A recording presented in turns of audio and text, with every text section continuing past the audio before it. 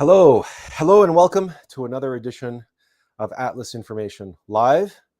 I am, as always, your host, Attlas, and we want to welcome you to a special edition of Attlas Information Live, the second show of season 3, but it's the first show that we have done where we are going to be having a guest,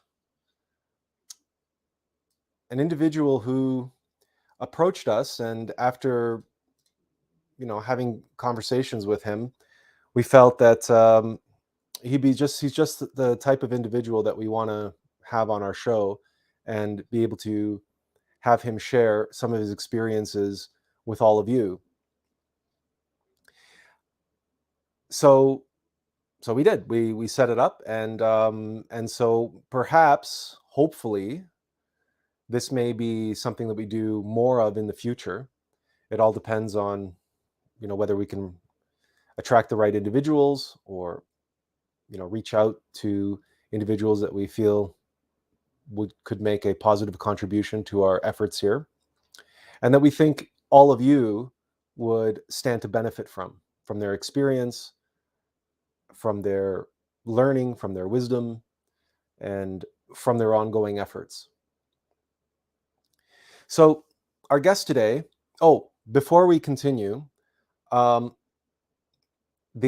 technical gremlins have been at work, and we've been having issues with our microphone. So if our microphone goes dead, we'll have to ask you to have some patience while we sort it out on our end.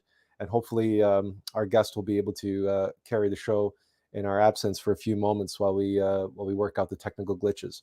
So, having said that, without further ado, we'd like to introduce our guest today. Richard Valentine was born in 1971 in Turin, Italy. He moved to the UK at age 5 and lived and went to school just outside of London until the age of 18.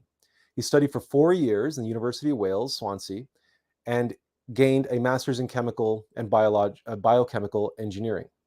Soon thereafter, he began a career in manufacturing, engineering, project management, eventually procurement management. During those 16 years, he got married and fathered 3 children. He also became used to a very materialistic and hedonistic lifestyle, one in which alcohol was a prominent participant. Long periods of severe anxiety and depression, addictive behaviors, and chasing a so-called dream. He started dabbling in currency markets in 2010 and soon became addicted to its technical trading aspects and quick wins. In his own words, Richard says, quote, "My egos convinced me it wasn't gambling and that I could make a living from it. So I formed a trading syndicate and quit my job," end quote. 2.5 years later, Richard was £2.8 million in the hole, suicidal, divorced, bankrupt, and spent 3 years on police bail pending a fraud investigation.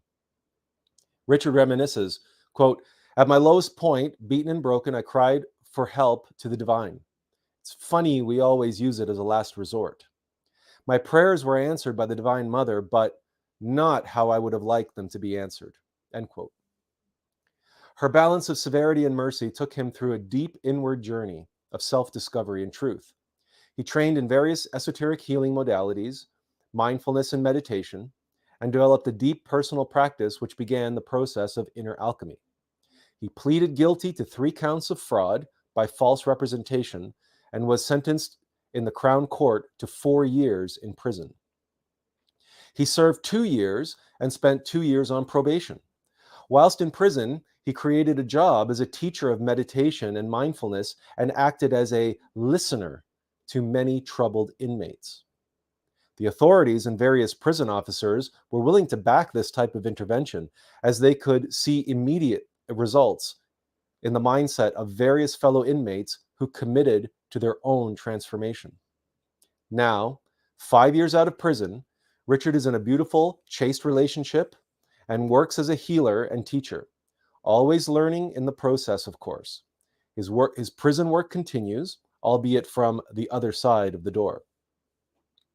Richard attributes his transformation in part to the books and teachings of Samael Aun Weor and many others, ourselves included, in having had a hand in truly shaping a new path of self-discovery and genuine purpose in his life. So, without further ado, please join me in welcoming Richard Valentine. Hello, Richard. Hi, Atlas, and hi, everyone. Great to be here. We're so glad to have you. This is, for us, a rather special occasion because you are the first official guests. Pressure's on then. Believe me, more on us than on you. This will be the first time we're playing the role of official interviewer. Right. Oh, there we are. So thank you so much for sharing your bio with us and allowing us to elucidate everyone listening and watching today. Our first question that we would ask, given the journey that you've been on,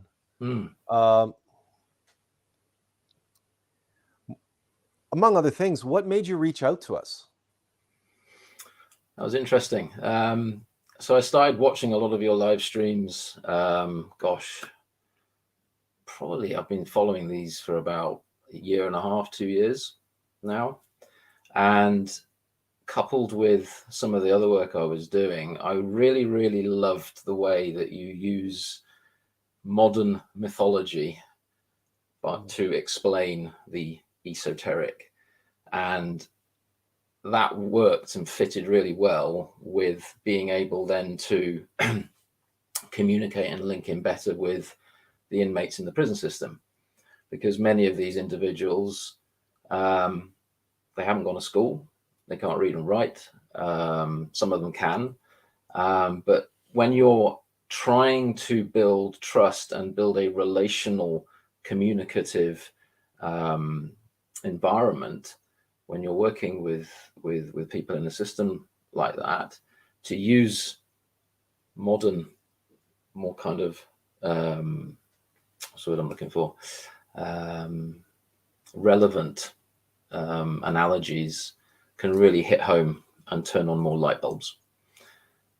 I've done a lot of training in kind of ancient Tibetan Buddhism and Mahayana and Theravada and sort of ancient shamanism and this kind of stuff. And, you know, when you're talking about the mythologies of old, people's eyes start to glaze over because they don't really understand it. And sometimes the language as well is too complicated. So to kind of bring up Star Wars, to bring up Pinocchio, to bring up the Wizard of Oz, to bring up all of these, you know, amazing modern mythologies that we have, and start to weave those into the teachings, and to help people become self-aware within their own psyche is magnificent, really. And long may it continue. So keep going, Atlas. You're doing a great job. Well, that's actually something that is very much is very important to us, because as you're describing in the work that you do, we always have to try to we have a good friend and colleague of ours that we've also been trying to get onto the show, by the way, but it's a technical issue with him to be able to do that.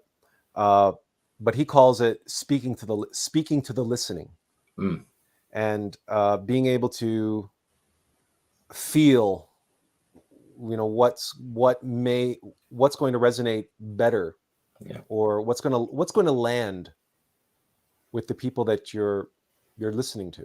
Absolutely. And so in that context, we asked you what made you reach out to us, but what made you start doing? We hesitate to use the word counseling, but what made you start your teaching, your instruction, your listening work in prison? Within the The fact system. that you were beside the fact that you were in there. Yeah. So it's interesting because I spent a number of years actually on police bail. It was quite a complicated case. So for 3 years, I'd kind of, after obviously the event came to light and that the losses were kind of admitted to, I chose to really go deep and train in various modalities, including, meditation and mindfulness, and obviously practice them myself as well. So I entered the system with a little bit of grounding and knowledge, I guess, if you want to call it that, and gnosis to an extent. But it was interesting because in the UK, literally the year that I was incarcerated, they decided to stop people from utilizing tobacco in the prison system. And tobacco used to be the currency. Okay, so tobacco was the prison currency, and lots of people smoked in prison. But for whatever reason, the government in the UK said no more smoking in prisons. And so as you can imagine, the authorities in the prison system were going, oh my God, how are we going to cope? Because people are going to go nuts. Because, Right. Most inmates do their time and they just smoke through their time, right? They smoke through their time and they'll brew some hooch in their cell and they'll kind of distract themselves from, the sufferings that they're going through in that way. So the whole tobacco thing was a big deal. And I remember being invited to a wing meeting, one of the wing that I was on, where one of the chief prison officers, he sort of announced that smoking was going to get banned within the next 3 weeks. All contraband would have to be collected, and that they were going to give out nicotine patches to help people get through the pain and the suffering of the withdrawal. Now you can imagine some of these guys, right? I mean, they've been smoking their whole life. You can't, unless you really know how to, you can't just stop smoking like that. And a nicotine patch is it's like a warm salve. It doesn't actually help. So I was sitting in the back of the room, and I just had, there's that voice in the head, that the inner being going, put your hand up. You know how to help here. This is your opportunity to actually help this process.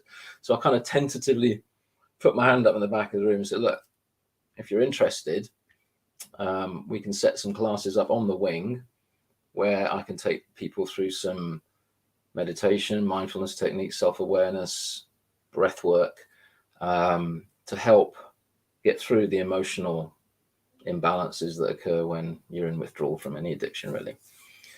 And the officer looked at me and went, really? He said, yeah, it could really help. He said, great, let's do it. So it was almost an immediate yes, because they were desperate. They didn't know what to do. Anything to prevent the riot, right? Anything to prevent the riot shields having to come out, right? And you could already feel the temperature going up, right? You're taking away a massive attachment without any real support. Okay, so it all kind of stemmed from there then, you see. So I started up doing the sessions on the wing that I was actually residing on myself, and I was also working in the library at the time, so the prison library. So I had access to lots of material to help develop a course structure, which actually then kind of flowed nicely when I left prison into actually creating a more kind of structured program for the inmates, once I was actually doing it from the other side of the door. But I started classes up in the library on that prison wing. And when the word got out, a lot of people kind of jumped in and said, oh, we would like you to come onto this wing and do it as well. Or maybe you can come to this one as well and do it. And so it spread around quite a lot. Quite quickly. It was a bit like wildfire. And so I thought, I'm going to be really busy here. Almost too busy, right? But it was interesting because it took me through all areas of the prison, and maybe later on in the live stream we can talk a bit about what the prison system is really like, and the differential levels within the system. Fortunately, I'd managed to graduate quite quickly to let's call it the upper layers of hell within that system. But there are many layers below that which contain lots of challenges for a number of people. So yeah, that's basically how it started.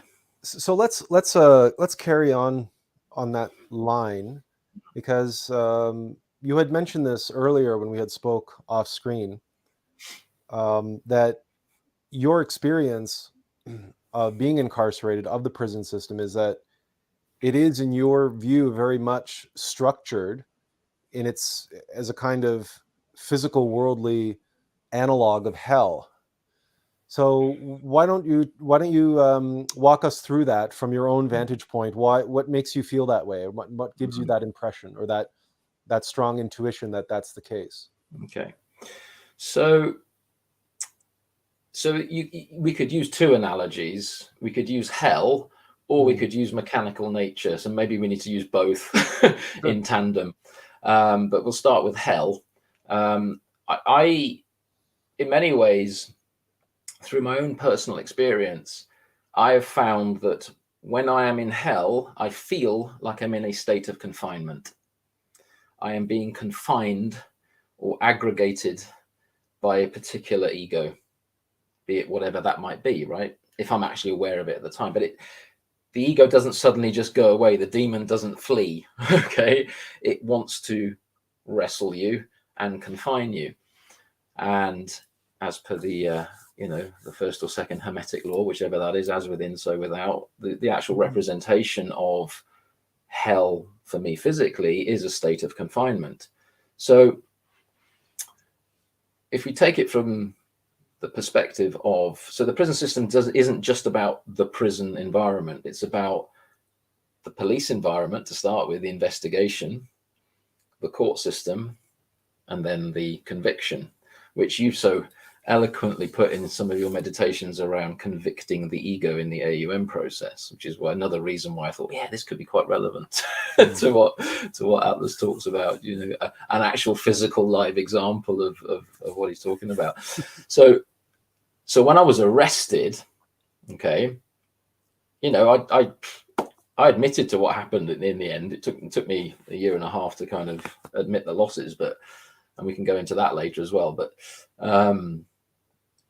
when I was arrested, I was put in a police cell.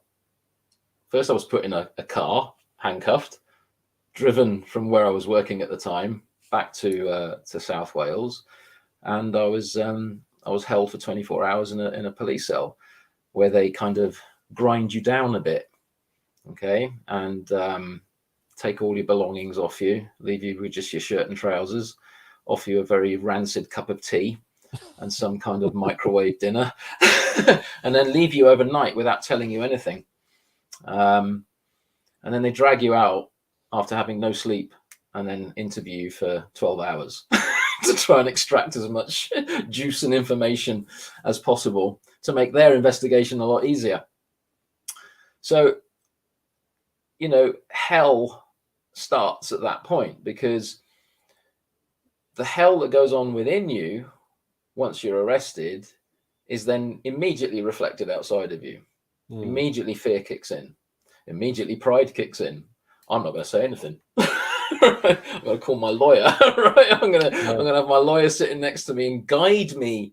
So the bodhisattva of the legal system comes and sits next to you and gives you advice on the best way to proceed in front of individuals that tell you that they may have your best interests at heart if you were cooperative at that point in time, but actually just want a quick win. Okay, so the game continues ultimately, but inside you is this churning process of doubt, guilt, shame, fear, anger, pride, all these opposing forces, this Game of Thrones that's going on in the head, but also the heart as well. I felt it a lot there in my heart when I was going through it, because not only was it just me that was involved in the process. I mean, okay, I put my hand up, I did what I did, but you know, I had a family, I had parents, got a brother,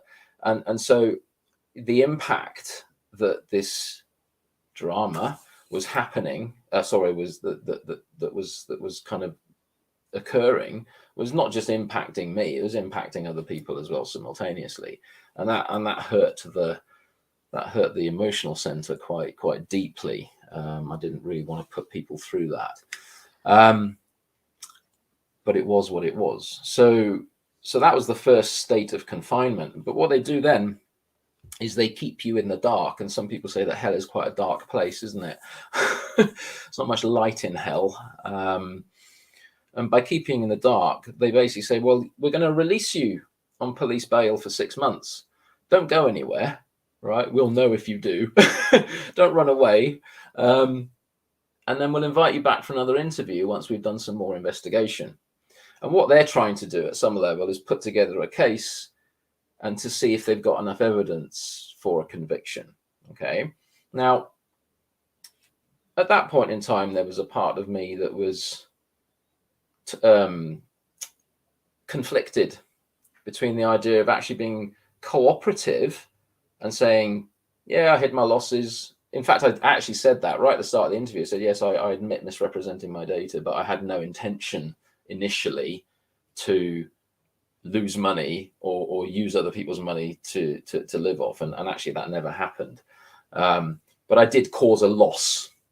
And so when you look at the law and the letter of the law, when you're looking at something like fraud by misrepresentation, what it says in the UK is that you can either, you're misrepresenting data to make a gain for yourself or cause a loss. Mm-hmm. So I was I knew at some level that I was going to get caught on that one. But, you know, I chose at that point in time to listen to my lawyer. And he said, look, you know, they might not be able to build a case on this. This is touch and go, whether you're actually going to get a conviction or a prison sentence or not. So I thought, well, okay, I'll just go with the flow. And that's what I did. I just went with the flow, which again is another lesson in working with mechanical nature and hell is not to resist too much. Okay. But they keep you in the dark. So they're not actually give you any information. So they say 6 months, come back. So after releasing you, you feel like the pressure's off for a bit. So all those egos and those demons and those defense mechanisms within you kind of subside for a while. And you think, well, I've got 6 months now, so I'm just going to get on and do my work and see my kids and, you know, and just manage the best I can, knowing that there's some almost like, you know, the execution might come a little bit later on. So, but what do? You've got to keep going forward. Okay. And then the next interview approaches. So then that fear kicks in again, and then all those egos start rising. That trigger point brings those sharks up from the deep, and then they start playing in the mind again. Bearing in mind that whilst I was going through 3 years of this, okay, 3 years of being kept in the dark, not being told where I was going to be charged or not with a specific crime, having to attempt to live my life the best way I could at that point in time, feed my kids, you know, go through all the other stuff that was happening in the background, divorce, bankruptcies, all sorts of crazy stuff, okay? Lost everything. Being kept in the dark was the hardest thing to manage, because what that teaches you in hell is to be very much in the moment. When the mind is constantly trying to create a scenario, what might happen? Will I get charged? Will I go to prison? If I do go to prison, how long is it going to be for? You know, and then the mind takes you back into the past. Oh my God, why was I so stupid? Why couldn't I have stopped earlier? Why did I do this? Yeah, you're not in the moment. You're not here and now.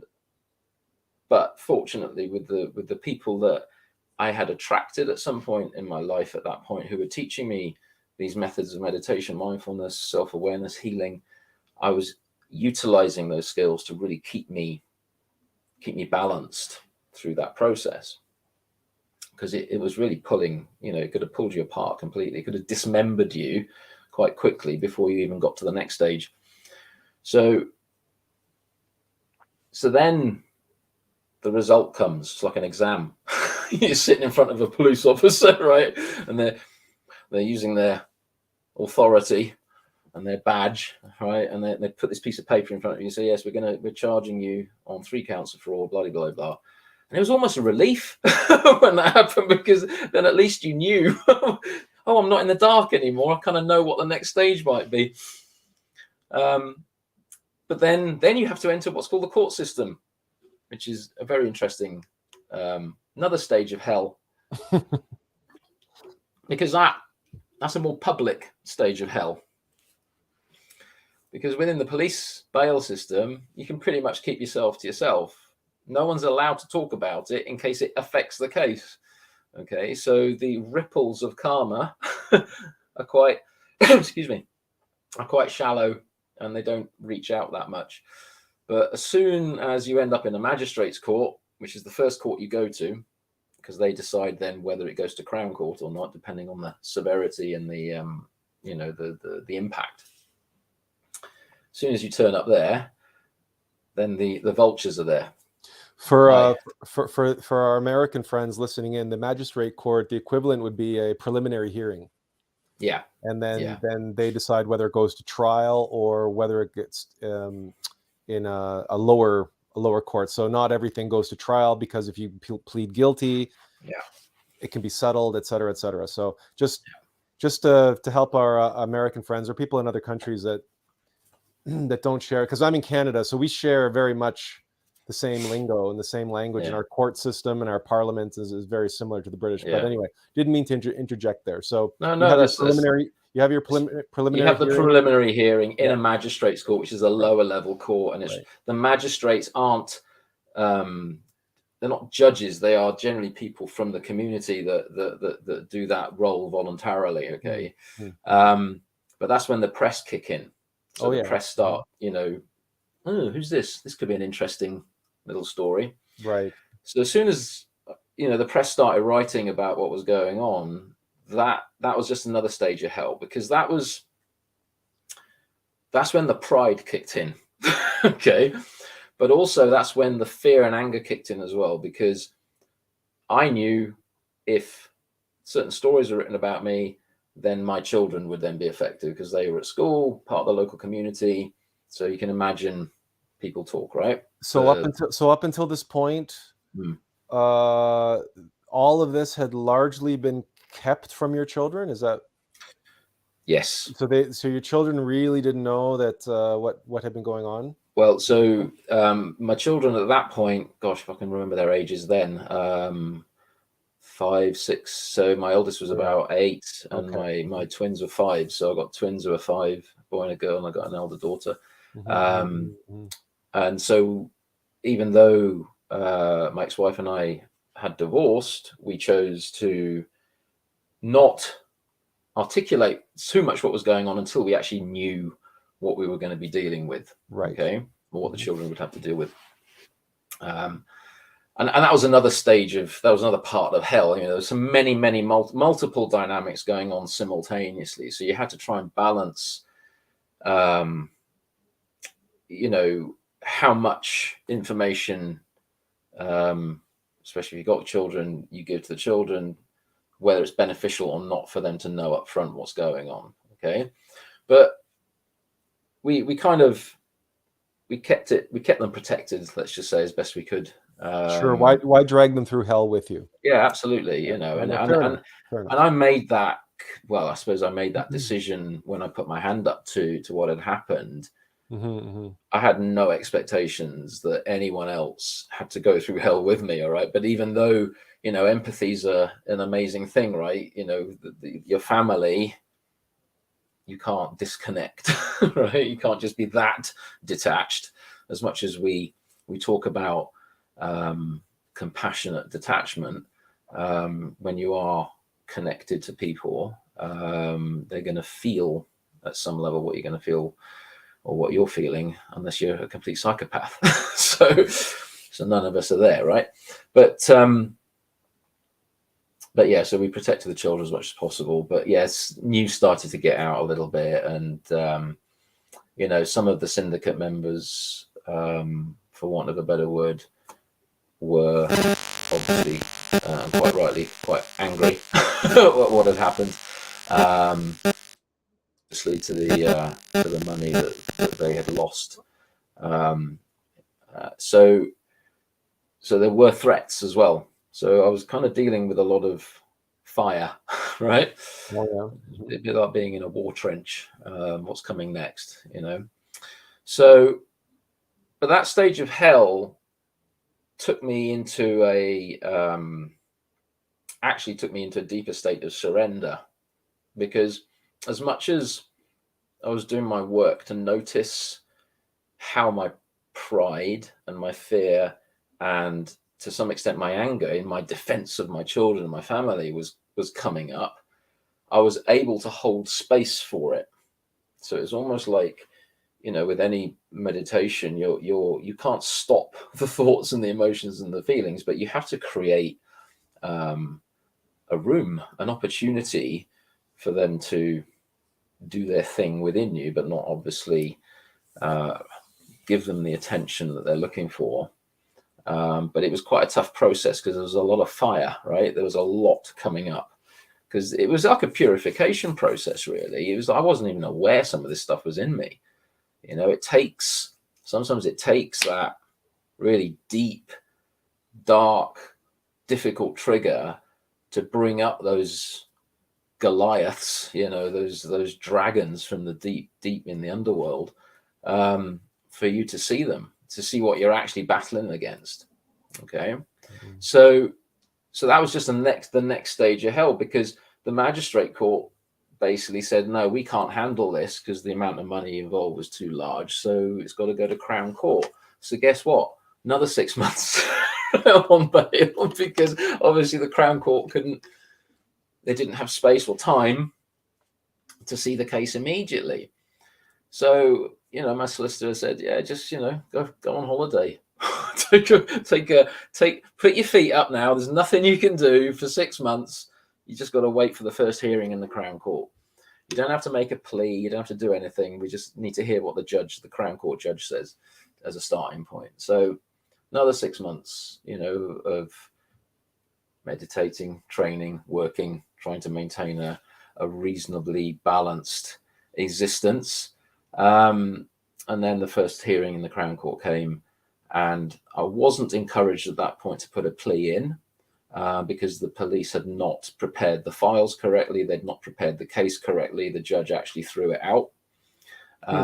So guess what? Another 3 months. But this is what hell can be like, right? You might be living your life, right? You might, you know, have your freedom. You might, you know, be eating what you want to eat, going to see who you want to see, doing what you want to do. But inside, there's this war going on. Well, and you have the sword of Damocles hanging Absolutely over your head, right? Because you never know. It's the uncertainty of that, and the impending doom. You know that this has to resolve one way or another. Yes. And so that's like that's like riding on a train and you see the end of the track ahead of you, so to speak, right? So you know it's coming. It's just like you said, the delay. Yes. It was like Chinese water torture. Yeah, something like that. The analogy I was going to use is you'd prefer to rip the Band-Aid off, wouldn't you, than have it, you know, slowly being peeled off for 3 years. Absolutely. And it was funny because there was a part of me going, oh, just get it done. Let's get it over with. Right? But there was the other part of me going, well, you know, it might not happen. Yeah. That part of you that kind of goes into denial, that part of you that, I don't know what ego that would be. Maybe it's probably fear again, isn't it? Freeze. It's okay. Nothing's going to happen. Right? If I do nothing, if I keep completely still, it's all going to go away. Demon of fear. So, you know, so all these things going on simultaneously. But then eventually it went through to a Crown Court hearing, and I had a long discussion with my lawyer. And my lawyer said, "Look, I don't want to put you through trial, Rich. There's no point. You know, if by the letter of the law, you're not going to win a trial. Okay, as much as there's arguments, there's mitigations, there's all these kinds of things. By the letter of the law, you're guilty." Right. So I pleaded guilty, and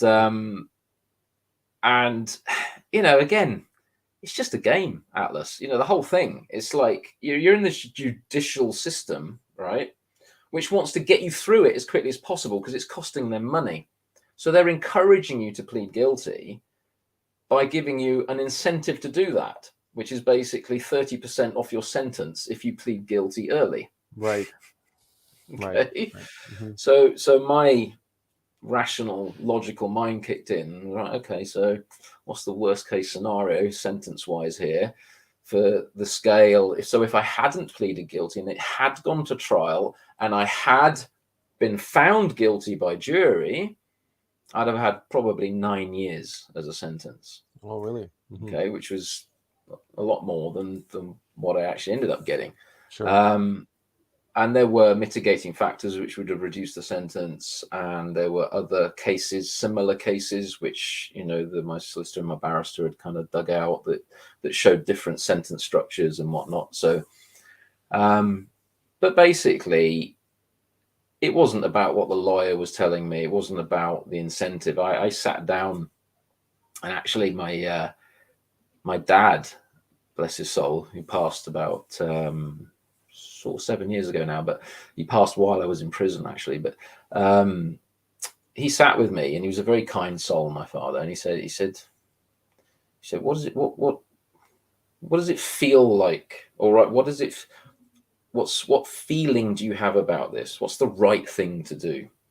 Okay, what's the right thing to do for you?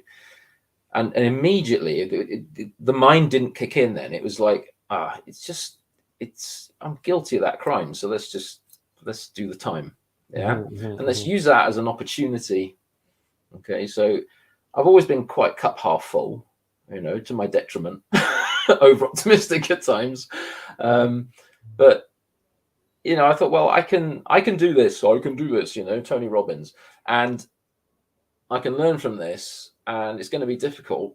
It's not going to be easy. It's going to be difficult. It's going to be difficult for my children. It's going to be difficult for my parents and my brother and whoever else in my life that hadn't left me at that point.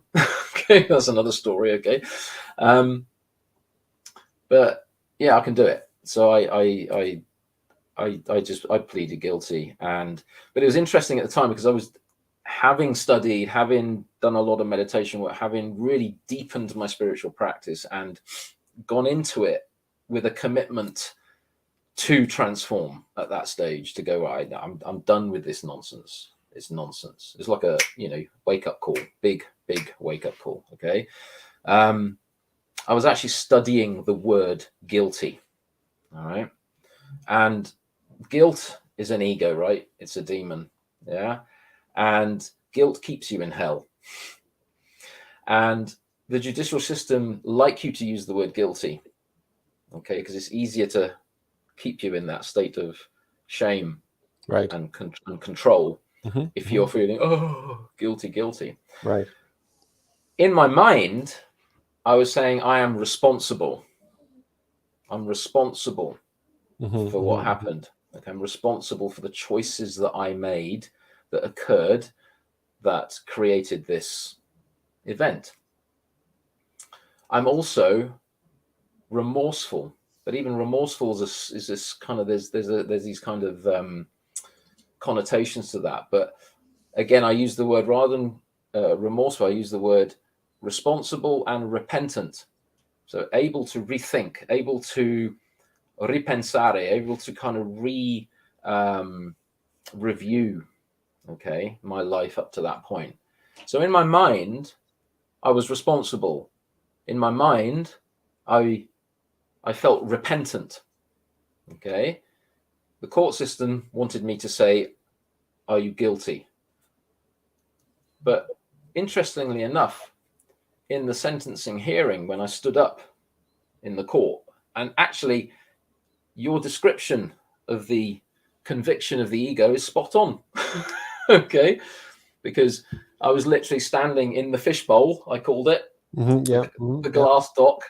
I had a female judge, Crown Court judge, and yeah, she was pretty fair. I could, she was of good character, let's just say. So I kind of trusted her at some level to make the right choice. My barrister was a great guy. The prosecution barrister, tension. Right, I could really feel. So again, even in the courtroom, you're in that state of self-observation, and actually, this is where I had probably one of my most profound divine experiences, if you want to call it that, almost religious, right, was when I was actually standing in that dock, and it was as if time stopped. I was standing in that dock, and I could hear things happening. The barristers were stating their cases, the judge was shuffling papers, the press was there making notes, and I was there, and I just felt the deepest serenity and deepest peace that I've ever felt in my life. And it was almost because I couldn't do anything about it. It was like, I give up the outcome. I give up my life. I give it all up. I completely surrender. And it's in that state of total surrender that you just get that knowing that you're not in charge. that the you that you think you are isn't in charge. So I like to think, and I'll never forget that experience, I like to think that within that experience, at that point, my inner being took over. My inner being stepped forward and just went, chill, Rich. It's all good. Yeah, it's all good. Just go with the flow. Just see what happens. Give the outcome up. Karma yoga. We're not even 45 minutes into this live stream, and already you've expressed a direct conscious experience of what is one of the most profound esoteric truths that anybody and everybody should know but needs to come to that place themselves to really know it, because what you just expressed there is the truth and the reality of the esoteric journey, the spiritual experience, the path, whatever it is you want to call it, doesn't matter. And that is what you express there. And we've told the story so many times about our epilepsy and everything, and getting put into, what Benjamin is in his comment here calls the physical bottomless pit. Right? I like that. where you're just facing this absolute, there's absolutely nothing you can do about it. You're at the end of your rope. It's like that physical bottomless pit. Just imagine someone like dangling, trying to climb down, find the bottom, but now they just run out of rope. Right? And so there you are. You've literally reached the end of your rope, and you're facing this bottomless pit. And then you have that moment of being in that moment and just letting go and saying, I cannot control the outcome. I have to completely abandon and completely let go of all of my attachments. And then all of a sudden, and then it's as beautifully as you described it, it was in that moment of surrender that everything sort of crystallized and you experienced being for the first time in such a profound way. Yeah. That is the spiritual experience. That is the question, right? To be or not to be. Absolutely. And in you recounting your story, everything up until that moment, it seems like you were still kind of on the Yeah. fence. Could have gone Yeah. this way, could have gone that way. You know, like Yeah. you were keeping your options open, Absolutely. like a good. So, were you an options trader or no Bitcoin or No, no, no, it was exchange rates, currencies. currency? Okay, so it was so yeah, but as a currency exchange guru, you were keeping your options open. Absolutely. Well, I wasn't a very good guru, I can tell you that. Well, fair enough, It fair was- enough. But but that part of that mindset, that gambling mindset, right? Like, you can go this way yeah. and go that way. What if Oh he has yeah. two pair? What if he has three of a kind? Yeah. Um, but then you get to this moment, and this is the moment, right? That this is the moment when we go, yeah, this guy that thinks he's in charge, he ain't in charge of shit. He ain't in charge of anything. And what's really interesting actually is even up to that point, you know, you have periods of peace and revelation and clarity even up to that point, but then you get the egos coming in with their swords going, no, you got to do this, no, you got to control that. But it was funny because I knew up to that point of surrender, not that when I actually put my hand up to the event, and it must have been 3 years ago from that I was being guided at some level. So you talk about breadcrumbs, the Divine Mother leaving breadcrumbs. For me, it was angels. Right? Sure. It was just, there were synchronicities. There were things that were said that literally, you know, I was questioning something in my head, and then something used to come on the radio, and it'd be like, oh yeah, thanks for that, or a massive, not just little, massive feather, right, would just turn up when I was feeling at my lowest, or you know, just little signs all the way, just saying, keep going, just stick to this path. Don't try and force, don't try and control. In fact, whenever I used to keep asking my inner divinity, or at that point I was asking whatever bloody deity I could think of in my head at the time, right? Angels, you know, Allah, God, Christ, Jesus, anybody, Buddha, please guide me, tell me what I need to do here, you know. What always used to come back was nothing. Just do nothing, Right? do no thing. And so I listened to that. I didn't know. And that was really frustrating because, you know, I've always been a doer, right? You know, I'm a Sagittarian, so I've got that kind of personality dynamic. And you know, a lot of people say, oh, Rich, you turned your name upside down. You know, you've completely inverted the sexual creative life force into this kind of hedonistic, materialistic, Luciferian kind of existence, which is the shadow nature of the Sagittarian mindset, or the Sagittarian kind of personality, the Chiron, you know, half man, half beast, the Hannes Moose. Right. Yeah. So yeah, you know, I played that role unconsciously, or to an extent, right? You know, I was making conscious choices, but my subconscious was in charge, right? Or the infraconscious was in charge.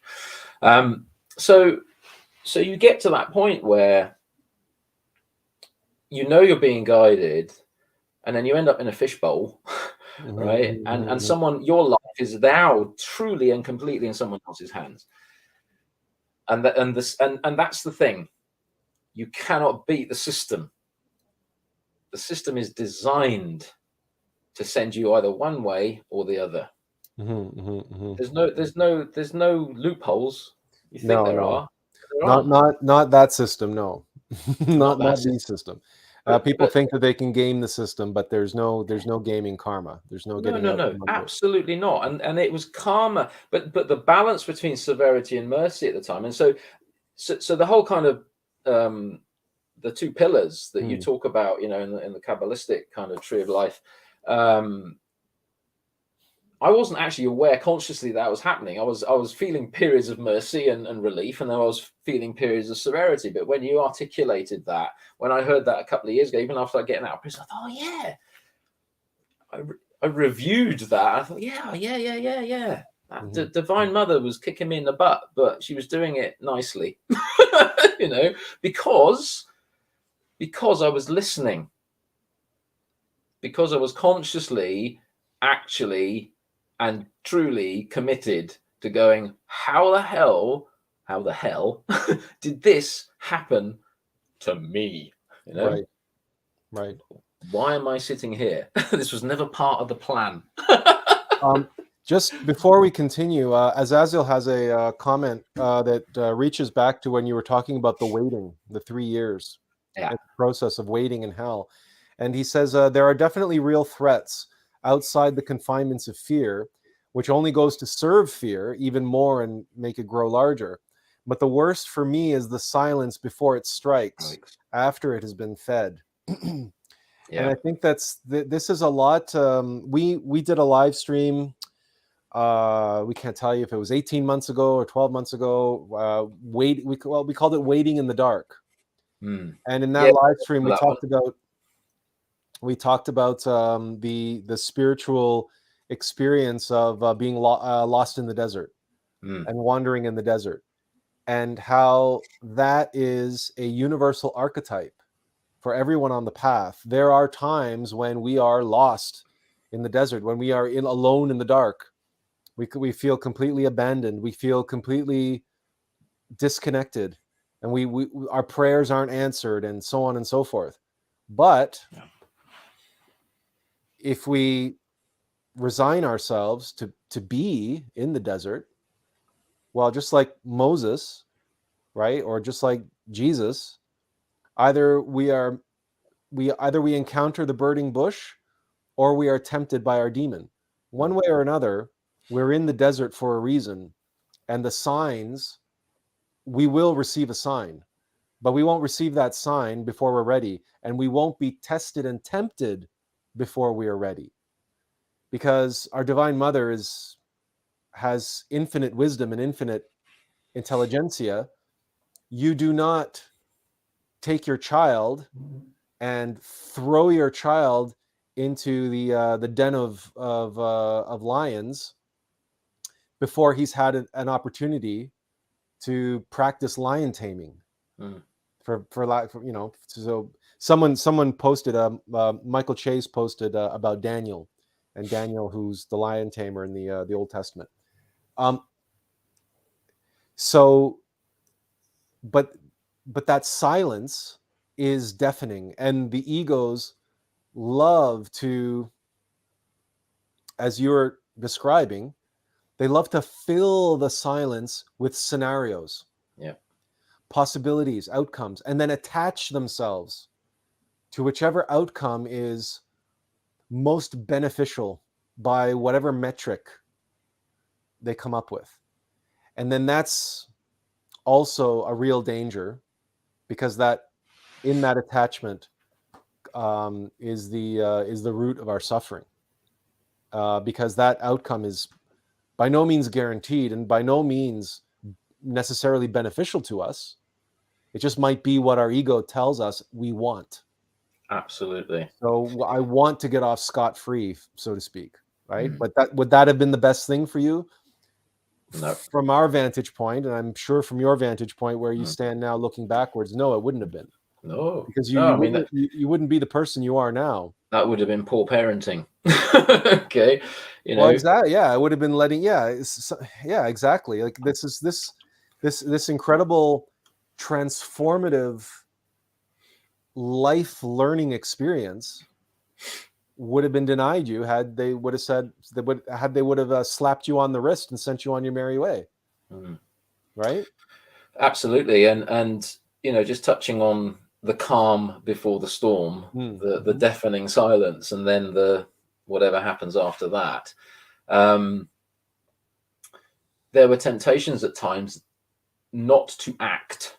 Okay, so there were temptations at time, which I now realize was coming from another ego, to say, yeah, just really, really kick back and do absolutely nothing.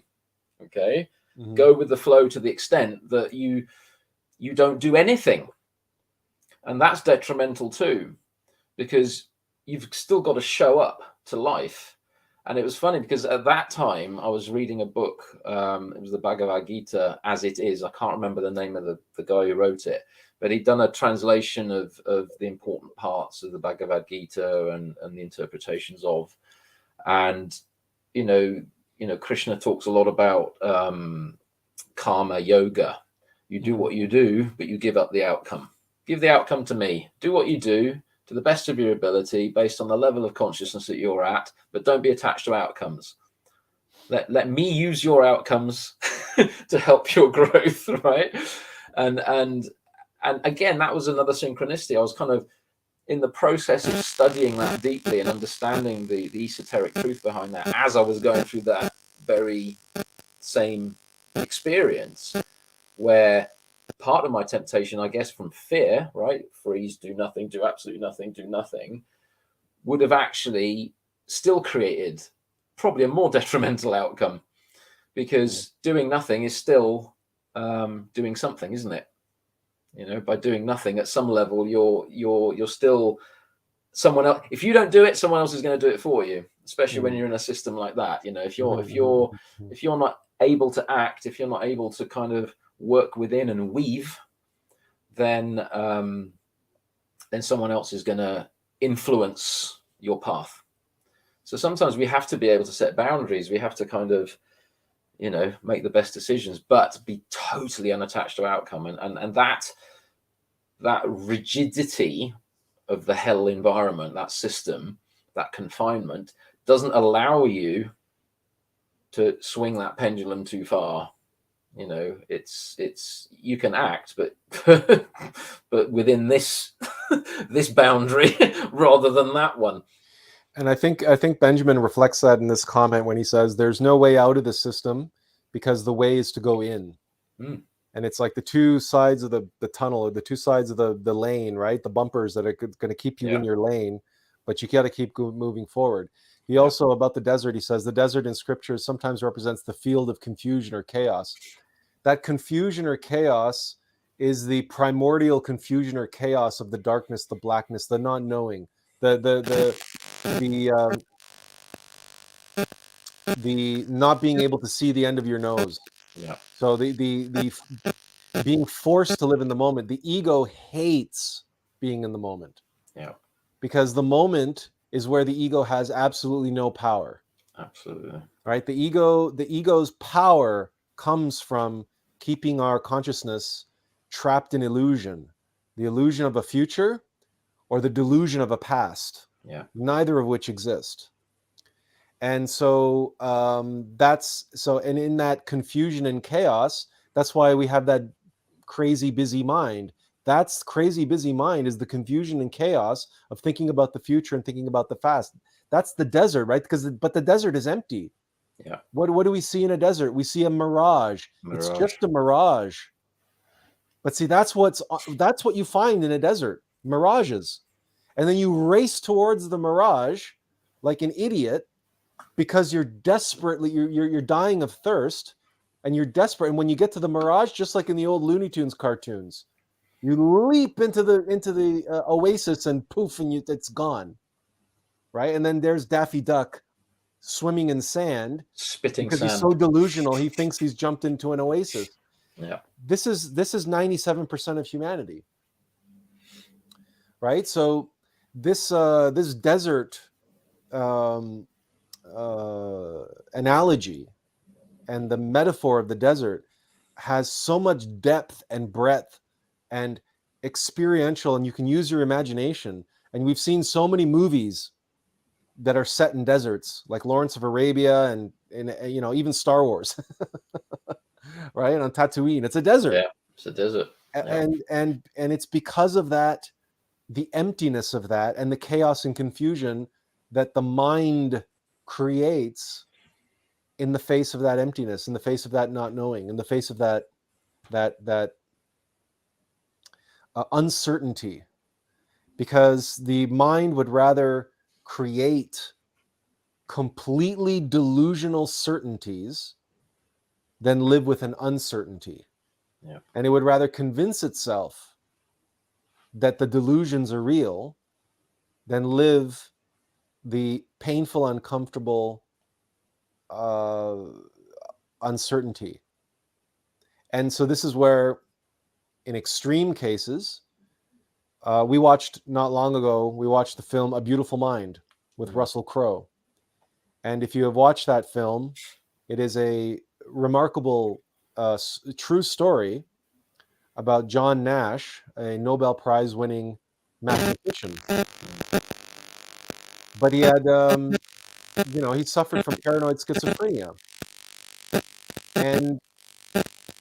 And in many other people who suffer from this condition, he had essentially imaginary friends, people who are so real to him, they were more real to him than real people. He had more meaningful relationships with his imaginary friend than he had with most other real people. And that's just gives you, that's an extreme case perhaps, but it illustrates this, how uncomfortable the mind is in the wide open field of possibility, right? And which is a wide open field of uncertainty. Yeah.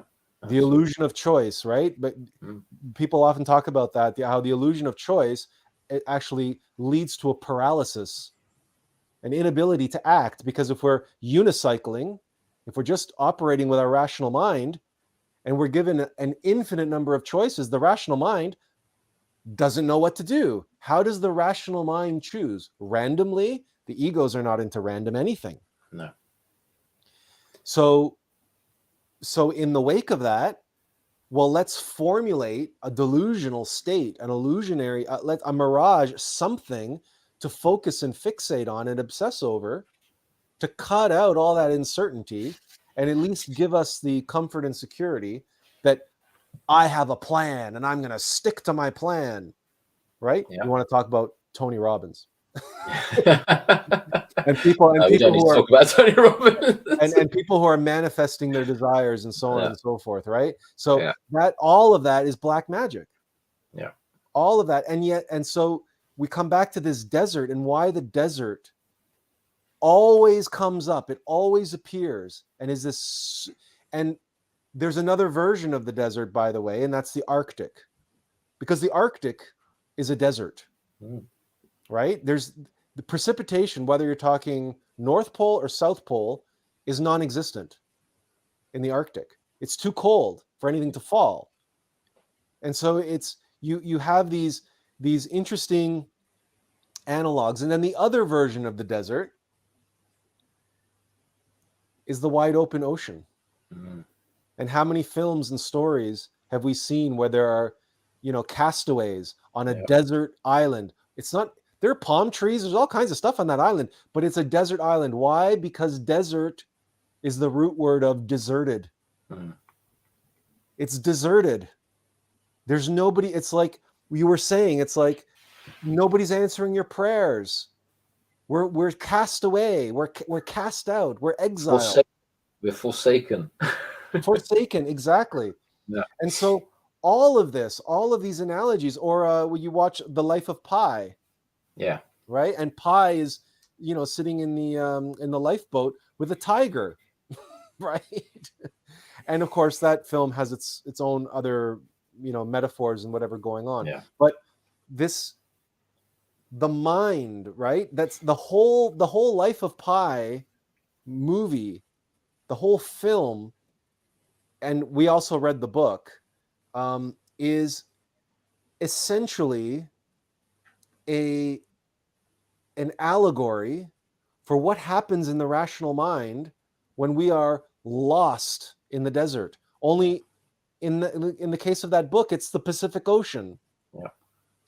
And there is so much to be learned and gained through the observation and of our own experience in the desert, but also the experience of others, and be it through film, be it through literature, in many other works of art, and in music, because there are many pieces of music that communicate this as well. And that is this feeling of being lost, forsaken, wandering, abandoned. And all the suffering of that, it's the rational mind's desperate attempt to grab hold of something, Yeah. but there's nothing for it to grab hold of. No. Right? That's really interesting, because what we find within the prison system is people get very comfortable with the certainty that the prison system gives you. Yeah. So I couldn't stand it. I couldn't wait to get out, right? It was it was okay for a bit. It was like being in a monastery. It was like being in an ashram. It was, I had a very simple cell. I had all my basic needs were very much met, which gave me a lot of time to do the inward work and meditate and actually let go of more and more and more. But when you're not doing that work, what you find with people that go through the system is that rational mind races more, okay, when they actually go out of the system. So because that uncertainty, once they're let out, is too much to bear, and unfortunately, as I'm sure you're aware, and everyone else is probably aware on this live stream at the moment, some people, their lives outside of a penal system or any kind of institutional system is sometimes worse than being within the institutional system, if you want to compare. What comes into our mind is the Shawshank Redemption. And Yeah. and now that we mention it, there's the character of The librarian with the the bird. librarian. Yeah. Yes, and his name is just Brooks, the librarian, and then even Morgan Freeman later, when I'm an institutional man now, and this is that the structure, the mechanicity of the system, and they tell you when to eat and they tell you when to piss and so on and so forth. How I take it the movie, right? The film. Yeah. So does it resonate? Is there truths in that film that resonate with you? Is it things that are off on that movie? Assuming that you weren't cooking the books for the warden. I wasn't cooking the books for the warden. No, I'd learnt my lesson quite quickly. All right. Okay. Fortunately. How similar is it? Okay, so obviously Shawshank was filmed, right, I don't know, 60, 70, not 70 years ago, but in whatever it was, 1920s, 30s, I don't know, maybe. Sure, but some of the themes around being institutionalized and absolutely, yeah. So the fear, right? Brooks says, "I'm tired of being afraid." Yes. Right, and then and Morgan Freeman says, "Pacific Ocean, shoot, something that big would scare the hell out of me." Right, like this idea that the in the confinement of that space. Yeah. Morgan Freeman says, "These bars are funny. First you hate them, then what does he say? Then you get used to them, and after a while, you start to love them, and then you get to a point where you can't live without them." It's funny. I saw this thing. I can't remember where I saw it the other day. I think it was on Facebook. I think it was where they put loads of fleas in a jar. Oh yeah. And they kept the lid off originally, so they put all these fleas in a jar, and they all started jumping out and going crazy. But then they put the lid on for a period of time and took the lid off again, and those fleas just stayed. They did not come out of the confine of the jar, nor did they even attempt to come higher than where the lid would have been if it was there. So they got institutionalized pretty quick within a glass jar. But yeah, the comparing the film to real life. So let me take you through a little bit about the types of prison that I went through, because you don't just get sent to one prison. Okay. If you're fortunate, you do. If you're unfortunate like me, in that particular point in time, I ended up doing some time in 3 prisons for various reasons.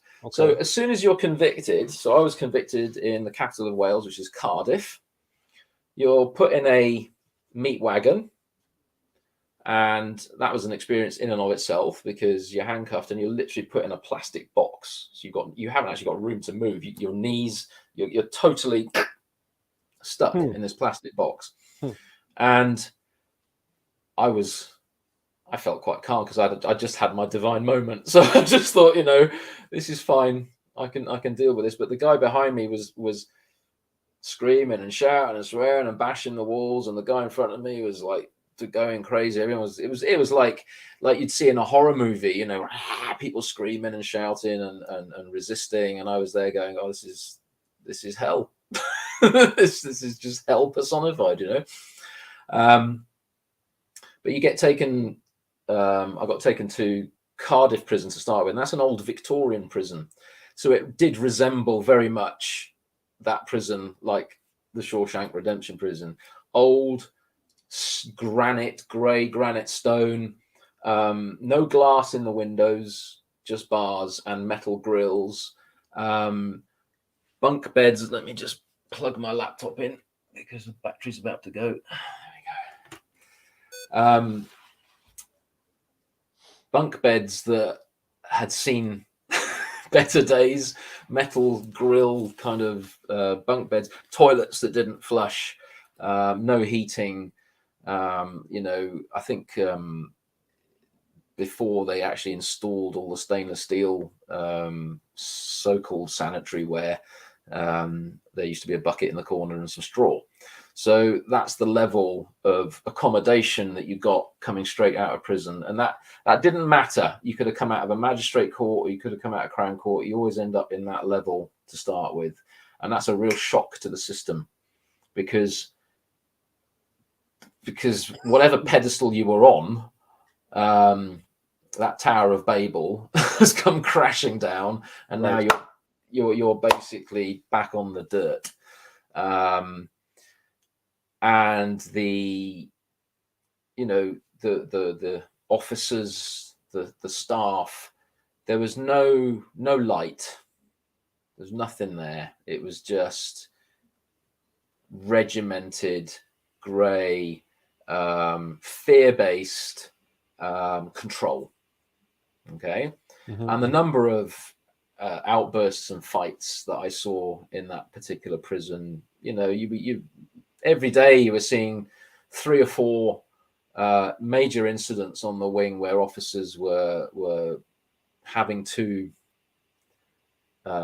use force to various degrees to placate or control certain inmates who had decided to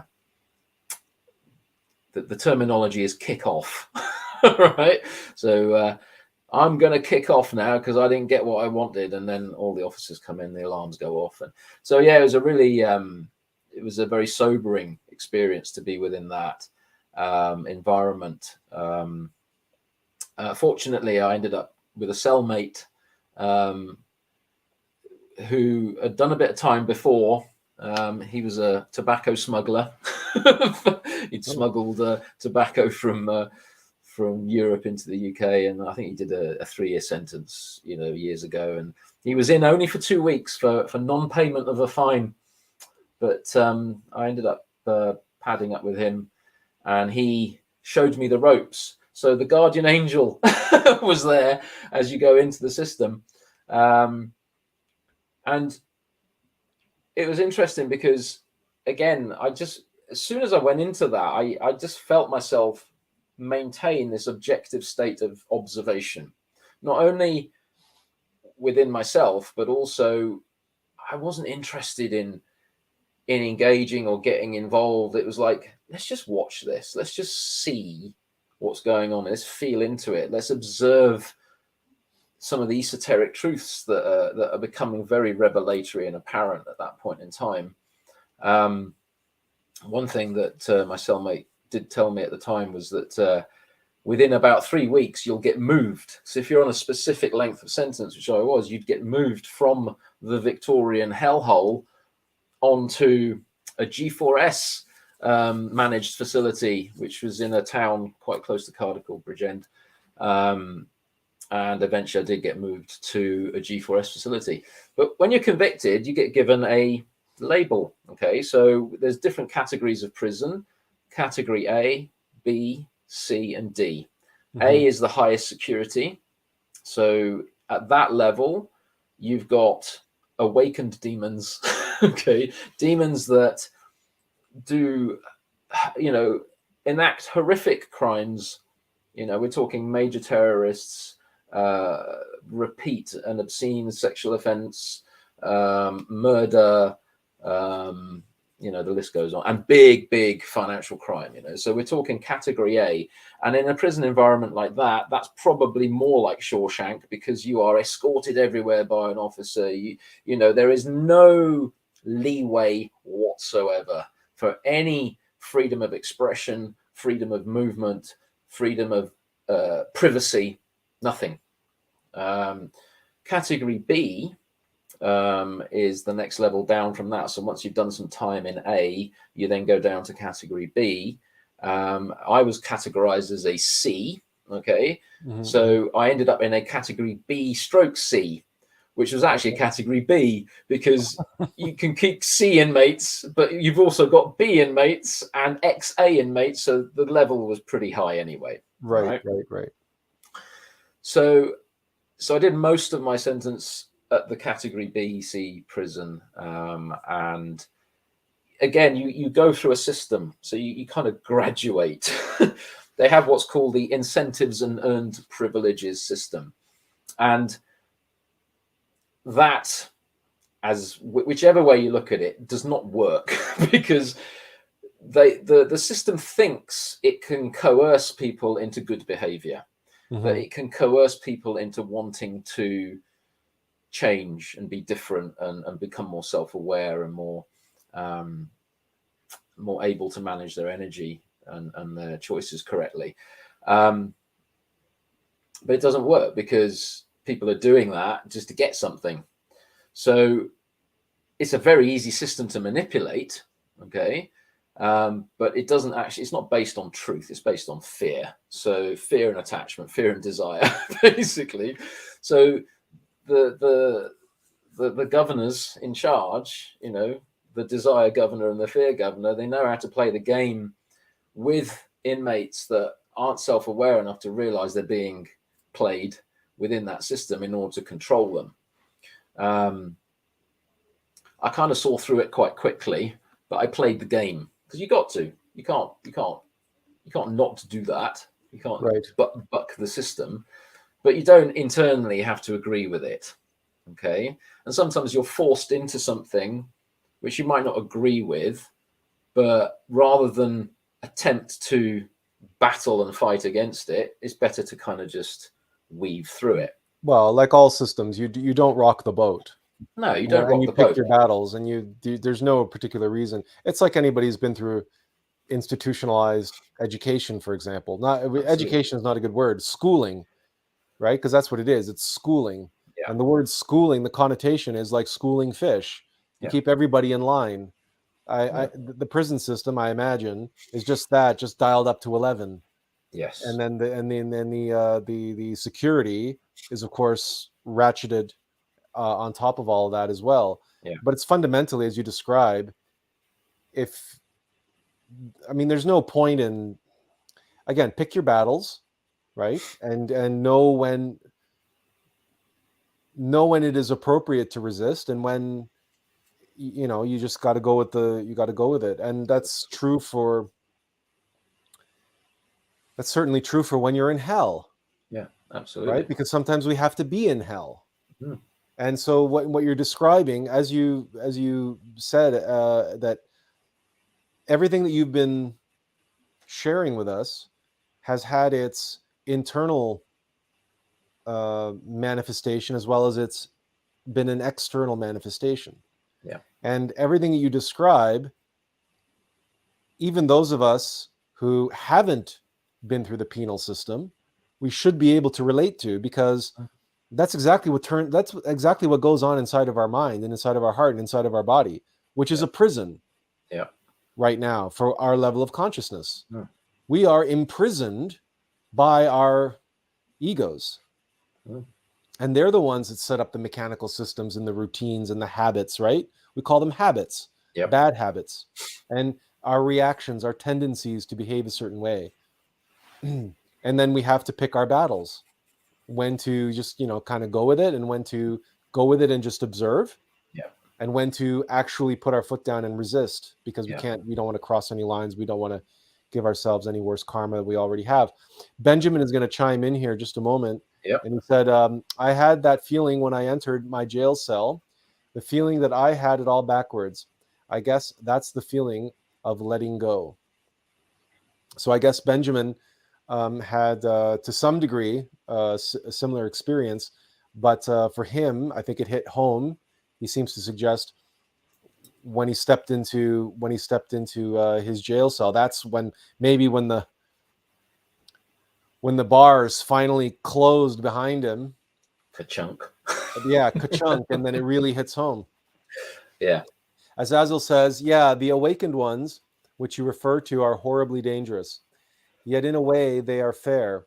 They seldom seek to do harm outside their terms of agreement. The awakened demons, like the A class A prison types.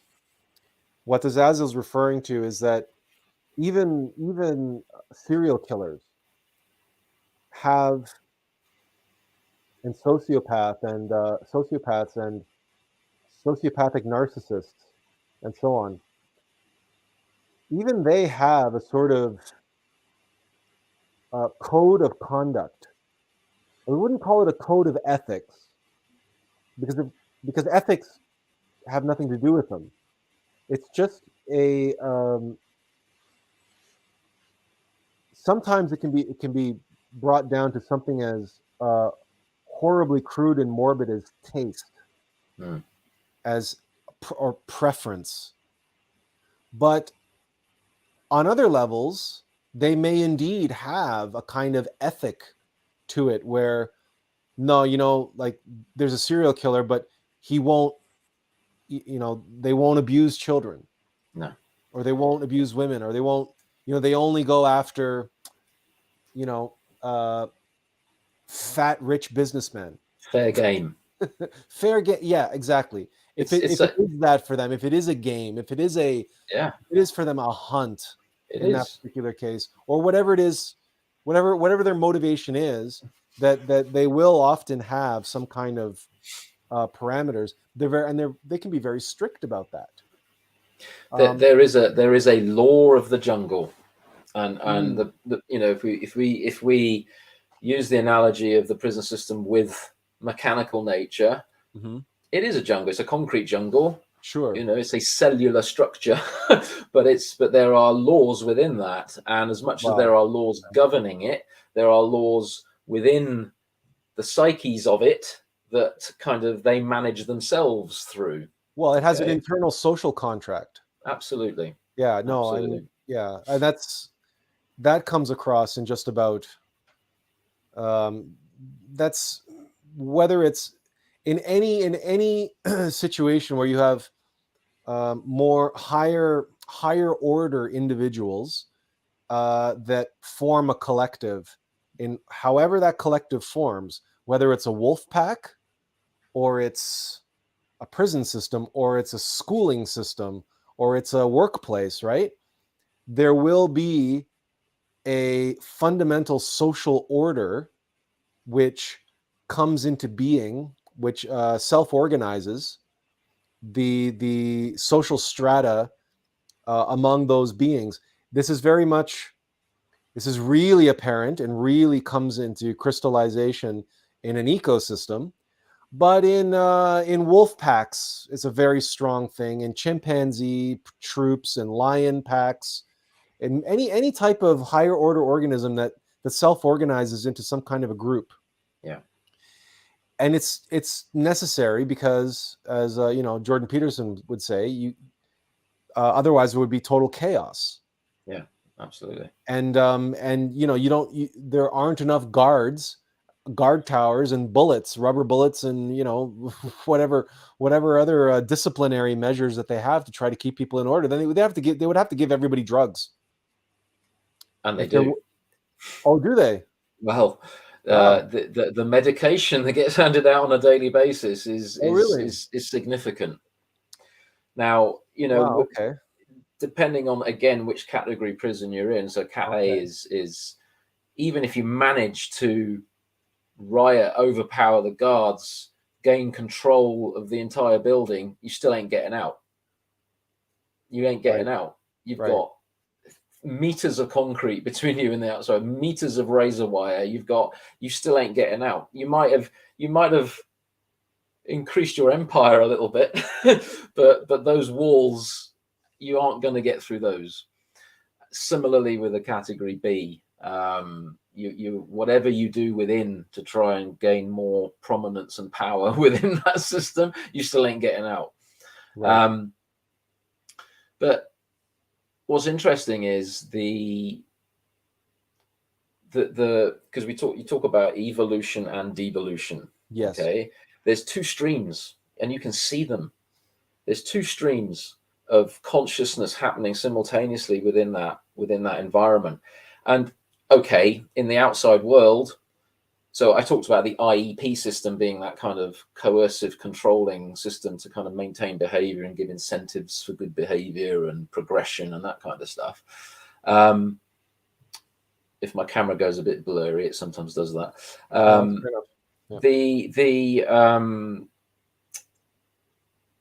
The IEP system doesn't stop when you get out of prison.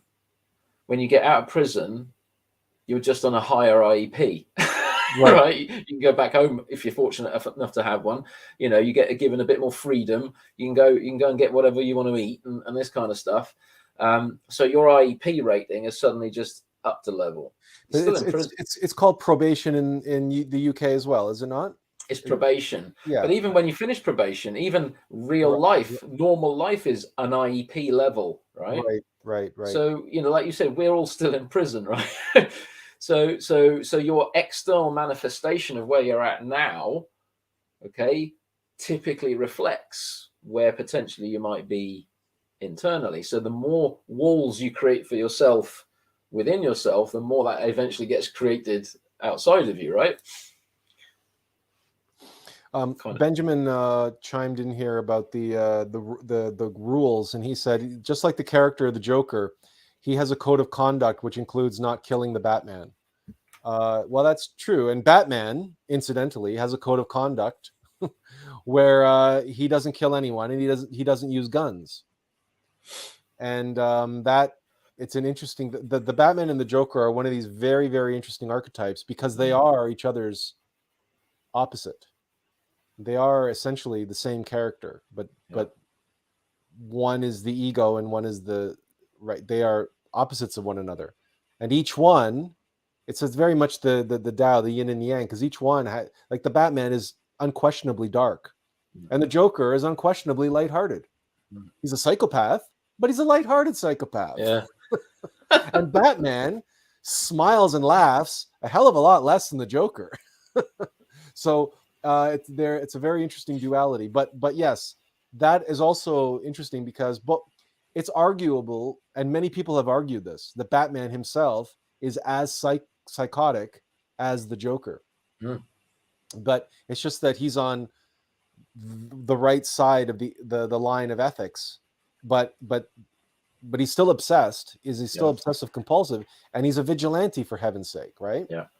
So, but in any case, Azazil also has a comment here about the Class A type inmate. And he says the Class A, I'd say, are not in prison. It's more like that their cannon fodder gets thrown in. And for those unfortunate enough to have their moment of weakness in life. I'm not sure exactly what he means by that. I don't know, Richard, if you have a reply for that. It's more like that their cannon fodder gets thrown in. Okay, so the only way I can interpret that, unless Azazel wants to kind of re-clarify a little bit, is that sometimes if you end up in a category A, right, and for whatever reason you don't really belong there, the true category A awakened demons will eat you alive. You're their cannon fodder. Right? But either way, all inmates at some level are creating or providing an energy for the system to exist, i.e. the system would not exist without the energy of the inmates within it, right?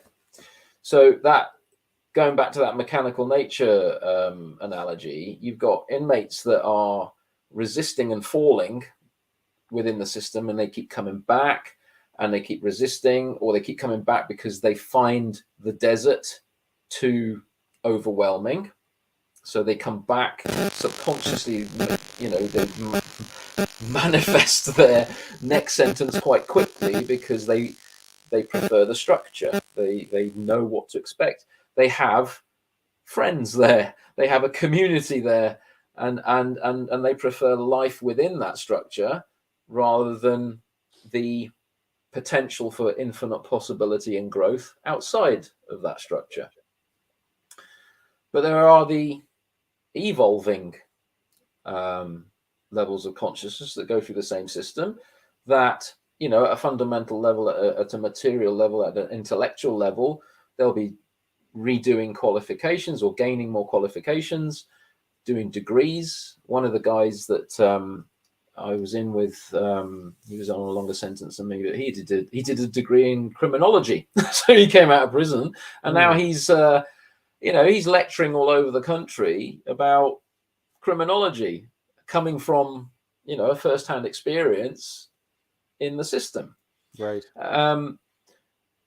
So it's like anything. You can accept where you're at, use the opportunity to learn more about yourself, primarily know thyself. Yeah, use the triggers and the frustrations and the density to really be observant about what comes up for you. Or you can get triggered and try to fight it, and then lose, and then go down more bitter and more angry and more fearful and more prideful, and feeding those aggregates, those dragons again, those demons. So it's being within the prison walls. You can actually see those two streams of consciousness a lot more clearly than you can sometimes see outside. There's too many distractions outside of prison, right? There's more of an opportunity outside of prison to be able to don a mask, and create a more illusion. Whereas when you're in prison, you're laid bare, literally. You're not called by your name. You're given a number. You are literally so-called humanized. So you're back to bloody basics, and to the extent even that you have absolutely no privacy. You could be sitting on the toilet and an officer can just walk into your cell, and that happens on a regular basis. They tend to time it when you're literally, you're there. You think, oh, just 5 minutes, I can get through this in 5 minutes. So I hope an officer doesn't walk in. And what's worse is sometimes the female officers walk in at that point in time, and so. Again, what does that bring up? What did that bring up for me when I was used to my space, my privacy? Was like, oh wow, okay, pride again, isn't it? Shame. You feel shame. Oh my goodness, I feel like an animal, but I am an animal because there's that animal part of me that's doing all of this, and I'm being treated more like my pet dog than I am like a more balanced human being, or human in the making, as we say. So it strips you back. It really strips you back. Now, do you, in your work with inmates, yes, do you point that out to them, that do you have them looking at themselves and looking at others in this, like who they have known in the system in the past, or that, like, have you shared with them the upward spiral and the downward spiral, and do you speak in these terms with them, and is this something that you share with the inmates that you work with? Is this something that they become cognizant and aware of? So the ones that, let me talk a bit about how I structure the classes. So basically, please do. The classes are voluntary, okay, and that's what makes them work. It's because the people that come to them. So you get about an 80-20 split. You get about 20% of the people that come to the classes genuinely want to be there, genuinely want to learn something about themselves, genuinely are curious about, what is meditation, what is mindfulness, what's this all about, right? And then you get 20% that are there because it gives them time out of the cell, all right? And you can normally spot them pretty quick. But out of that 20%, what I have found over the last 7 years now well, more than that now, 9 years of doing this, is that the 20% sometimes then turns into about 5%, because the 15% actually convert. They go, oh, this is actually quite interesting. Oh, I never thought about that. Right. So when I start the class with a fresh group, I know the pressure's on me, because impressions are created pretty quickly. All right. But what goes in my favor, which actually doesn't go in, say, for example, the intervention staff that are employed by G4S or the prison services favor when they're doing their courses, is that I've been through what these guys have been through. I even know some of the guys because they keep coming back. Some of the guys that keep coming back, right, were in prison when I was in prison. So, right. So I said, oh, Jill, Johnny, what you doing? Oh, I missed my probation appointment. I stayed in bed. I missed it. Oh, you're on recall now. Yeah, okay. So you haven't committed another crime. You just didn't show up to your probation appointment, right? Yeah, but it's good to be back in the class, Rich. So it's like, so it's. I mean, bless them. I mean, I'm not being funny, right? Unless you've been through it, most of the people in prison are just very naive, childlike, big-hearted, but no control of the motivational center beings. Okay, and that's kind of the work I start with. I start with very practical stuff. Okay, so the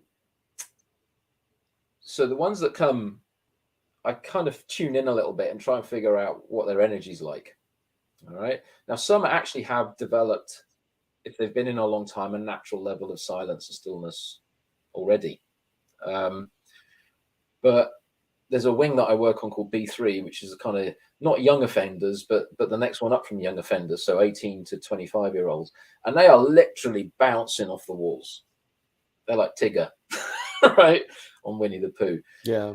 Mm-hmm. And so all I can do at that level is get them to sit still. All right. But that is a major step in the right direction. Most of these people have been so-called diagnosed with ADHD and all these kinds of bipolar conditions. Right. An easy label to actually fall into and reinforce and use as an excuse to get away with stuff. All right. I bring them right back to the truth. I say, no, you haven't got ADHD. You just can't sit still and you can't pay attention. So what do we need to do to help you sit still and pay attention? Mm-hmm. And generally, after 3 or 4 classes, if they keep coming back, I've actually got them sitting in meditation for, up to 10, 15 minutes, which for them is a bloody miracle. It's a miracle. Yeah. It really is. Yeah. And the officers are there going, how does he do that?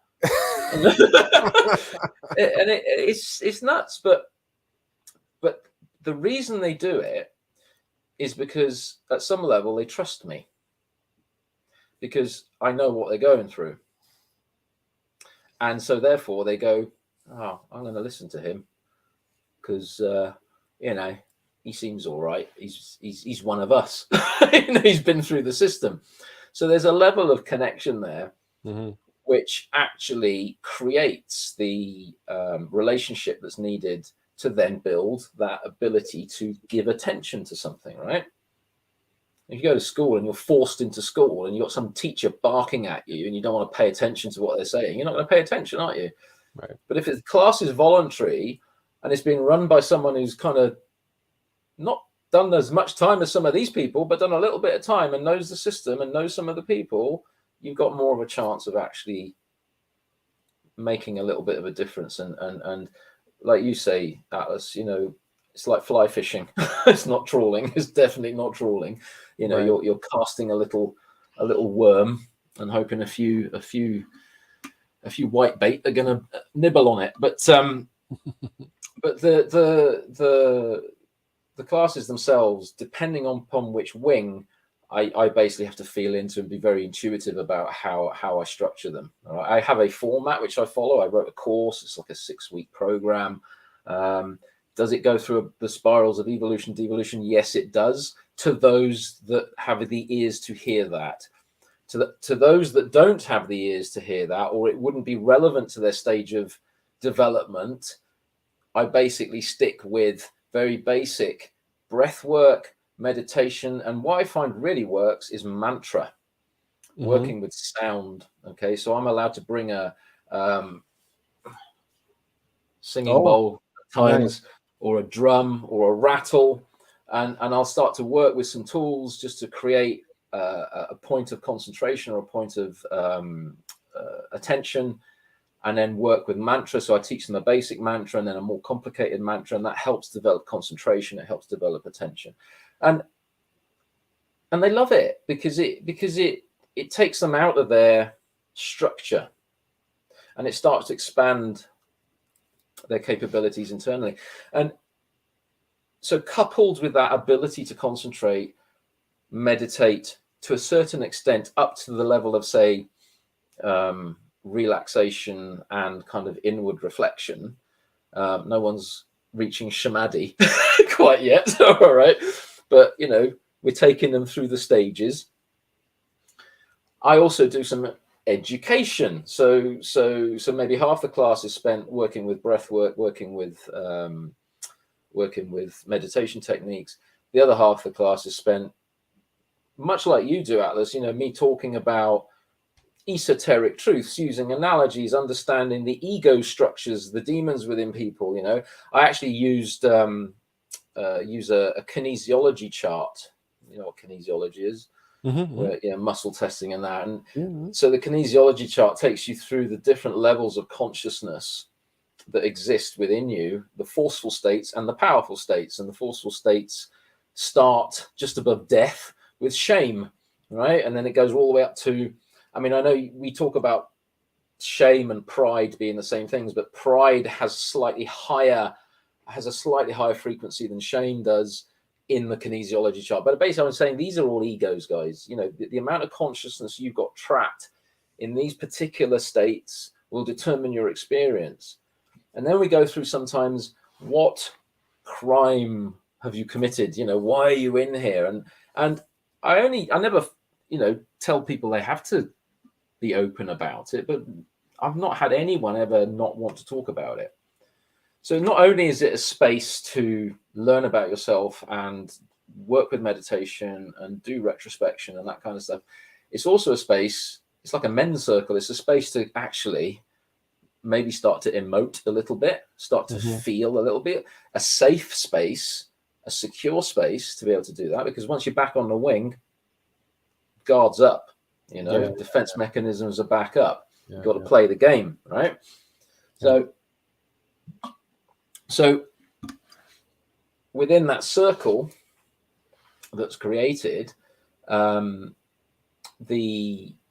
level of self-awareness becomes very apparent when we show each other, because I always use my example first, which egos were in play when that particular act was committed.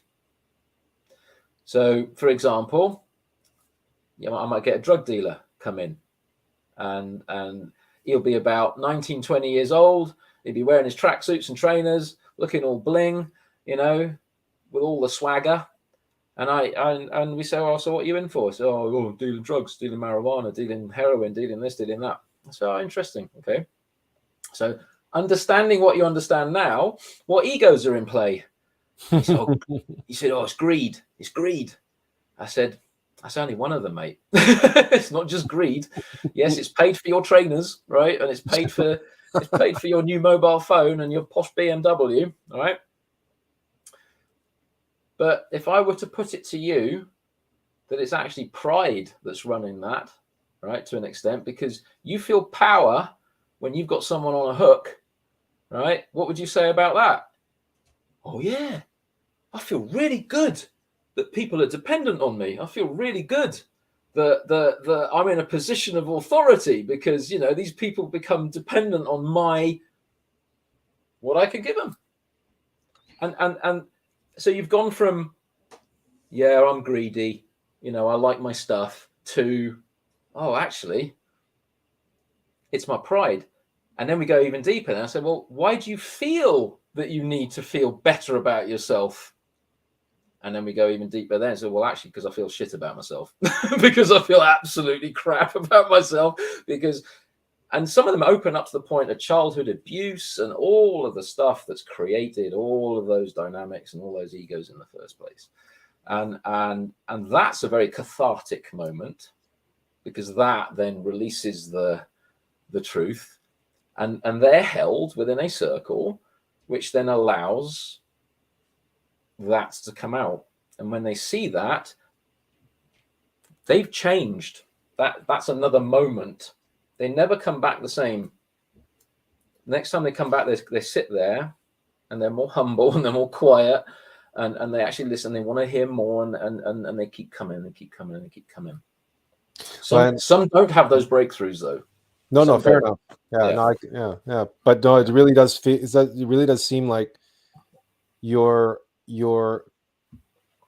classes and the space that you create for them is really an opportunity for these individuals to step outside of themselves and actually look at themselves, observe themselves, analyze themselves, retrospect on this person that has been judged a certain way by the system, by society, and is now in prison. And you're giving them an opportunity to step outside of that person and to observe it. Yeah. And with as much objectivity that they can muster. And in terms of some of those egos, in terms of the kinesiology chart and the pride and shame, remember, we always describe shame as the dark underbelly of pride. Yeah. So shame is definitely a lower vibration. Then it's the same ego, but remember, egos, like you were talking about earlier about parameters and being within a parameter, an ego can function within a range of frequencies. It's not like egos are not one note, one trick ponies. No. They're far from it. They're clever, insidious, and they can express themselves a number of different ways. But when you are performing your work with your inmates and you're doing this ego work with them, and you're asking them, you know, especially when you were talking about the drug dealer and the control, right? And how, oh, yes, that's my pride. It makes me feel really good. It makes me feel important because these other people are depending on me, and so on and so forth. Never lose sight of the fact that control always comes down to fear. Yeah. And that if there is a reason karmically that these individuals have been incarcerated and their liberty has been taken away, karmically, that means ultimately the lesson that they need to learn is they need to come to terms with their fear. And we only mention this because this is your experience. You had that clarity, that moment of clarity strike you when you were in the fish tank in the court. That's when you surrendered. And you said, I'm not in control. This guy that I think is in control, he doesn't control anything. That's the moment when you relinquish control, is when you are no longer afraid. Yeah. And you were now you could go with the flow. You accepted your fate. You shifted into allowing. And then allowing the lesson, allowing what you need to learn to wash over you and go through this karmic lesson, this life lesson that your divine mother has arranged for you. Incarceration, all of those individuals are in there ultimately because of fear. So keep that in the back of your mind. And a few weeks ago, we did a live stream called The Pimp of Babylon. Yeah, saw that one. And the other thing is we have a very lengthy blog article that we wrote on the nature of fear. And we can tell you because that's the demon that we live with. Yeah. Okay, so we know fear intimately, in all of its masks, all of its many, many, many faces. And every facet of control, every aspect of, if someone feels good, but the thing about fear is that it's the great chameleon. Like in Star Wars, they say fear turns to anger. Yes, that's true. Fear very quickly turns to anger, but fear also turns into pride. Yeah. Fear also turns into gluttony. Anybody who has done emotional eating, right? Who likes the carbs, Yeah. right? That's so-called comfort food. What is comfort food? Comfort food is a drug to numb our fear. Right? What else could it be? Our anxiety, our nerve, our anxiousness, and that's all fear. So just as lust is the whore of Babylon, lust is desire, and every single ego is a form of desire. Fear is that lust's pimp, because every ego exists to produce some outcome, to produce some result, some desire, right? The desire, we have the desire, so we want an outcome. And listen to the language of that in relationships to sexuality, in relationship to lust. What is the outcome that lust wants? Right? It's these words have power and meaning. Absolutely. But the attachment to outcome is fear. Fear has the desire for an outcome is there, but the attachment to control the outcome, that's fear, the desire to control the outcome. So fear and lust, as we described, are intimately connected. And this can very much help, because again, every single last soul that's locked up has had their liberty and the control taken away from them precisely so that they can face that lack of control in their life, and face the demon that is that how the demon is coping with that. And then, of course, as you point out, and we discussed and we talked about in the Shawshank Redemption, what happens if they don't face that demon? What happens if they embrace being controlled? Instead of controlling, they switch from controlling to being controlled, from being dominant to submissive. Yeah. Then they get released on parole and they face the wide open desert of possibility. And what happens? They're terrified because they never faced their fear. Yeah. The desire to control, which landed them in prison, and karma and their divine mother took control away from them. Instead of them facing the demon of fear, they doubled down on fear. They became submissive. They became they became institutionalized, which is nothing but doubling down on the demon of fear. Absolutely. So then when you get let out, you're controlled by fear. Yeah.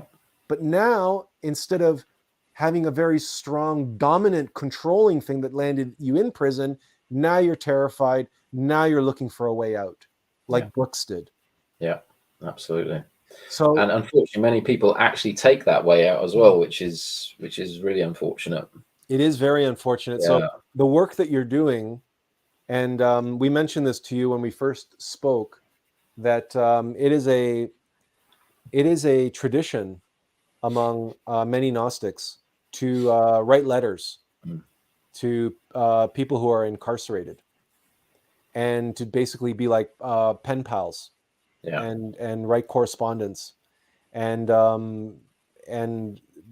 people open up in I wouldn't say similar ways, but and then it allows the Gnostic to introduce them to concepts and ideas and so on and so on. Even possibly even mail them books.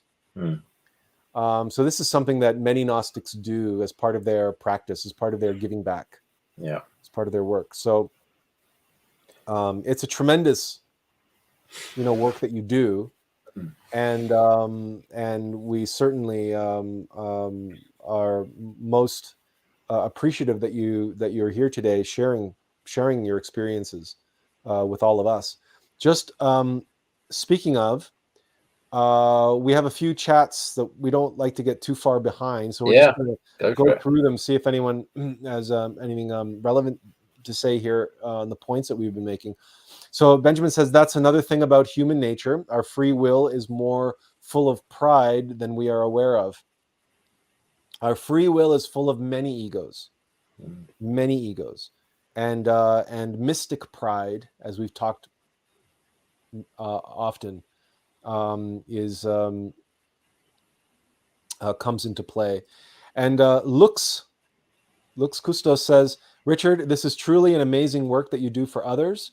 God's work nonetheless. Bless you, brother. So Lux is echoing our sentiments as well. Erwin Ambrose says, being in jail can be both traumatic and humbling, depending on the student's lesson. He says, I passed. So again, it looks like Erwin is like Benjamin. It seems like Erwin also has some experience on the inside, and he also says that fear is the parasite. Yeah, it definitely is the parasite. We can attest to that. Fear wants to be in control, like all parasites. They want to feed off of us, yes, but they want control. Like think of those sci-fi movies where the symbiote takes over the organism and is able to control the organism's behavior. Yeah, that's venom, right? That's venom, right? The black sticky goo, right? And then it goes on to, and then that's what they call it, the symbiote, and it creates venom. And if you watch the movie, we haven't seen the movie with what's his name? Can't remember the name of the actor, but Venom speaks to him. It talks. The symbiote becomes a voice in his head that he now has to. So Venom really is one of these analogies of living with a demon, and kind of learning that the difficulty with Venom as an archetype is that the quote superhero / dark hero / anti-hero that Venom is, because he's also, at times Venom is the villain, right? He's Spider-Man's nemesis. Yeah. At other times, in his own comics, he's kind of an anti-hero, but he goes on his own adventures. The difficulty with Venom as an archetype is that the character uses the symbiote and uses the powers he gets as Venom. Yeah. So that's something that we don't encourage people to do. We don't encourage people to use the strength and power that they get from their egos, because that's just a trap. Yeah, that can't liberate. And very often when people say, well, there's something called righteous anger, and if somebody deserves it, it's okay to be angry, and blah blah, and so on and so forth. I said, well, you know what? We have direct experience of the ferocity of the Christ. Okay, so when Jesus boots the moneylenders out of the temple, he's not angry. That's just the fierce light of Christ. When a lioness is taking down a gazelle or an antelope or a zebra, the lioness is not angry. No. Shaolin monk, okay, doing martial arts, throwing a punch. The Shaolin monk doesn't waste energy on anger. No, not at all. But the Shaolin monk can throw that punch with a ferocity. Yeah, because they're in control of their energy. And and this is something that when we talked about when we learned acting as a martial art, it was all about controlling what we call the effort, and that's energy and being able to do movements and sound and everything else. But as an actor, the way we were doing Shakespeare and other performances, the beauty of it is that we were always in a state of controlled relaxation, even if we were slashing a line across the stage or thrusting a line out, like with so-called anger and ferocity or chaos or wailing in agony. We were able to do all this stuff, but internally we were completely calm and relaxed. Yeah. So from the audience's perspective, we were losing our minds on stage. We were like, oh my God, it's like, wow, it's like that was so emotional, so this, so that. No, it wasn't. No. It was just working with energy, sculpting with energy. And we can do that when we become practiced in that, and always in a state of relaxation. We can be incredibly intense and speaking with great concentration and focus and ferocity, but not indulging any of those animal egos of ourselves, which we're glad you brought up Sagittarius and the Hasnamus.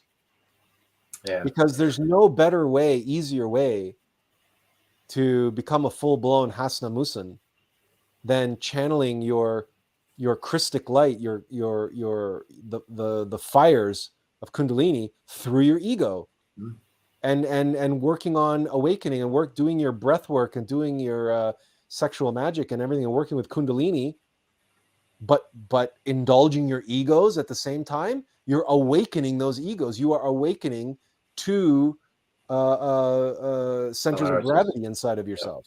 That's a Hasnamusan. That's someone who's awakening simultaneously as an angel and a demon. That's something that I don't know if you ever get this far in your classes, but it's maybe something that a concept that you might wish to introduce to some of your classes who are, because remember, they're not going to be with you forever. You're not going to be with them forever. No. So they're going to need to move on to, and if they continue on with their work, there is so much, pardon the expression, there's so much flat out bullshit out there on the internet and everything. And there's so many traps for them to fall into. Lots of rabbit holes they can fall down. Actually, I talk a lot about rabbit holes. I say, keep it simple. Most of the time, I can get a pretty good idea. And by the way, this isn't me trying to control outcomes, but I get a pretty good idea about what they're ready to hear. Okay, so and how much information they have the responsibility to be able to handle without actually turning it upside down again. Right. No, fair enough. So at some level, are you hearing an echo? Because I'm not. You're okay on that side? Yeah. I can just hear my voice at the moment. I'm not sure why, but there we are. We've had an occasional issues with your microphone and some things on your end, but it's not a big deal. Certainly from my end, everything sounds perfectly normal right now. All right. Okay, good. So so basically the where I prefer to get people to initially before taking them to maybe a next level if they keep coming. So those on long sentences, they keep coming back to the classes. Those on shorter sentences, they'll do their 6 weeks, and they might come in again if they get recalled, or they might keep coming anyway until their shorter sentence is up. But those that have been on longer sentences, they might have been on the course 3 or 4 times already. Oh, okay. And I'll have a chat with some of the officers and the interventions guys who are, how are things shifting for these people? And I say, oh my God, he's changed. He's doing really well. He's gone to education now. Probation are going to let him out early. This kind of stuff. So then I know, okay, so you might be ready to take a bit more responsibility now. So I might just take this now to the next level. All right, and that way you're kind of using a little feedback loop to make sure that you're not kind of giving too much too early. It's just like any initiation, isn't it? You climb the mountain in layers, in little steps, right. and there's no point, trying to rope them up to the top without any experience. Certainly not. It's like skiing, I love skiing, but you master the green runs first, then you master the blue, and then the red, and then you can start attacking some of the blacks, so when you can sit in silence and meditate for a few hours, right, then you're kind of getting somewhere, right? When you can only sit still for 10 minutes and then you've got to turn the telly on, then you've still got a lot of practice to do. So keep practicing. I'll give you another mantra. The one I've given you is clearly too easy. You need to concentrate more. So here's a more difficult one. And so, it's all balanced really that way. So Erwin chimed in. He said the symbiote. He liked the symbiote analogy. Azazel said certainly it's not recommended. The Hasna Musin. No.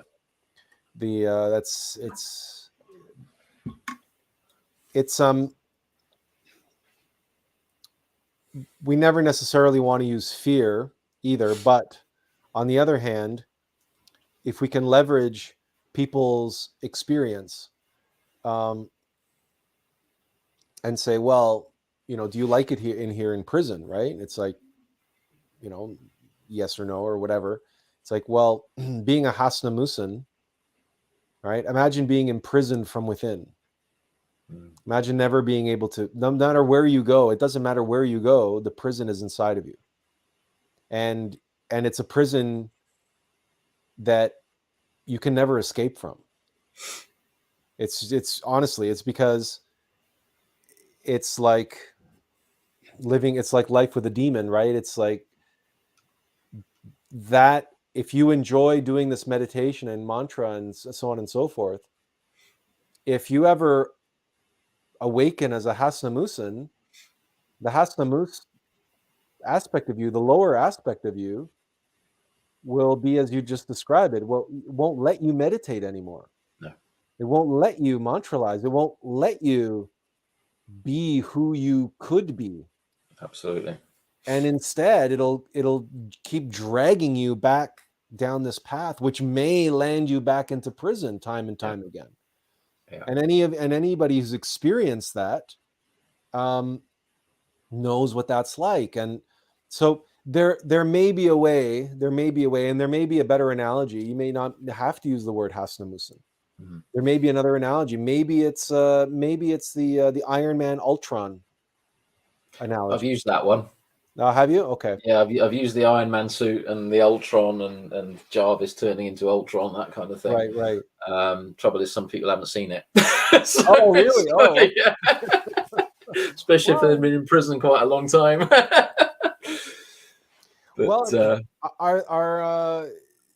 Now here's a question: do they have libraries? Are they allowed libraries and books and comics and things like that? Yeah, absolutely. And that, well, I was working in the library as well, so I had 2 jobs actually while I was in there. So I was working in the library, and I was kind of secretly stocking up the spirituality section with as many books as I could. It was my parting gift.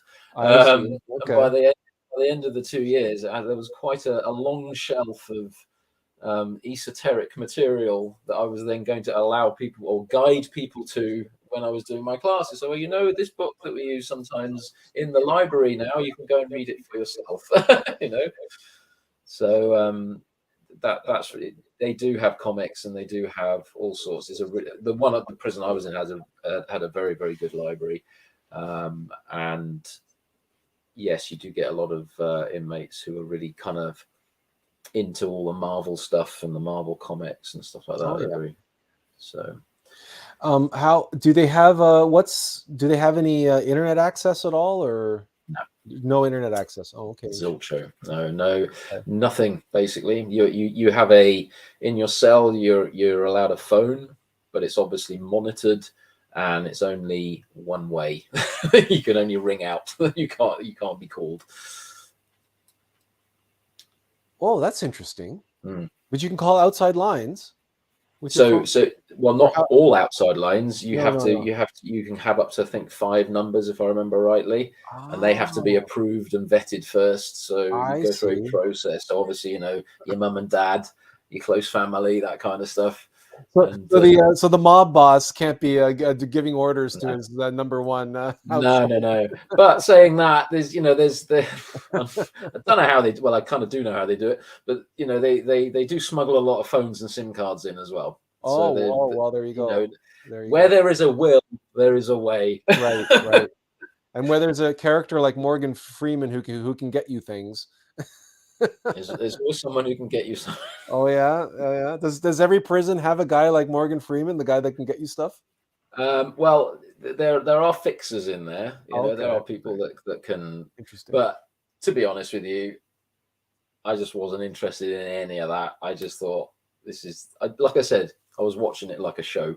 Right. But what's interesting, you were talking about fear, right? And fear and desire being that base level. That is a demon like you, Atlas, that I have had to live with for all of my life, and it played its most prominent role during the actual trading process, because the need to control outcomes when you're denying that you're gambling is even greater. Right. And when things start to unravel, when it's apparent in front of you, when it's self-evident that you are not in control, and you're continuing to deny that, that demon of fear is still trying. It's still got its grip, and still driving you to make even more of a mess of things. Ultimately. Is that what led you to the course and or courses of action, which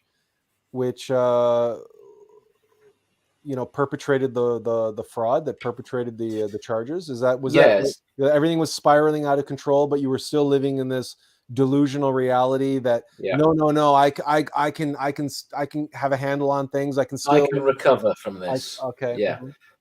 So I can recover from this. You don't have to tell people they've lost money. Just give it a few months and you'll make it back. Yeah. It's like, here's a shovel. Just keep digging deeper, And it looking back on it now, I can look back on that, on what I was going through, or what my consciousness was going through at that point in time, and how trapped and how hypnotized and how absolutely, stuck in this loop of Game of Thrones that was going on. So I can look back on it with clarity now, but even after the event, I could look back on it, but I was feeling a lot of shame and guilt, and even more fear towards it. So it was like I wasn't looking back on it with clarity. I was looking back on it with my pride beating me up about it, and all that kind of stuff, instead of actually being very objective about the whole thing and really truly understand. It took a while for me to kind of, extract myself from that and actually see it with I guess the level of clarity that I can see now. But it was full on attack, and yeah, that need to control an outcome meant that I was, let's just say, conservative with the truth about what was actually happening to people's money. And it doesn't matter what the intentions are, right, Atlas? Karma doesn't care about intentions. No. I could sit in front of in fact, the police actually asked me once. They said, while I was being interviewed, going, no comment. They said, what was your intention? right? And it was interesting because I thought, what difference does that make? So if I say, oh, poor me, my intention was to make people lots of money, right? Yeah. That's another ego, isn't it? It's like, so my intentions are being filtered through all those egos. Well, obviously the intention at the time was to increase wealth, but it's a seesaw, isn't it? It can go either way. So, do you feel? Have you been following any of the FTX stories, the FTX scandal? Oh, the Bitcoin stuff. Yeah, have you been following that at all? And do you feel that you might have a kind of a bit of an insight into the personalities behind that particular debacle? I've definitely got an insight into what's probably going on deep down within these individuals. They'll it's like any market, it's the worst time to buy is when everyone's bulling it up because it's about to collapse. And unfortunately, I didn't learn that lesson when I should have done. Right, you only learn the lesson through making mistakes, right? Mistakes. But yeah, the whole Bitcoin thing. We could talk maybe about the esoteric side of it from an exoteric level. It's just another. As a concept, as an initial idea, like the light bulb, it's okay. But then as soon as the ego gets involved, then it doesn't become okay, right? Then there's a lot of underlying factors that make the whole thing a corrupt Ponzi scheme, basically, it's based on fresh air. Well, it's funny you use the word Ponzi scheme because another thing that came up recently was there's a new Netflix series about Bernie Madoff. It's a documentary series about Bernie Madoff, and Bernie Madoff, he is the perpetrator of the biggest Ponzi scheme in history. Yeah, in terms of money. So the only reason why we bring this up is for not only for yourself but for everybody listening and watching.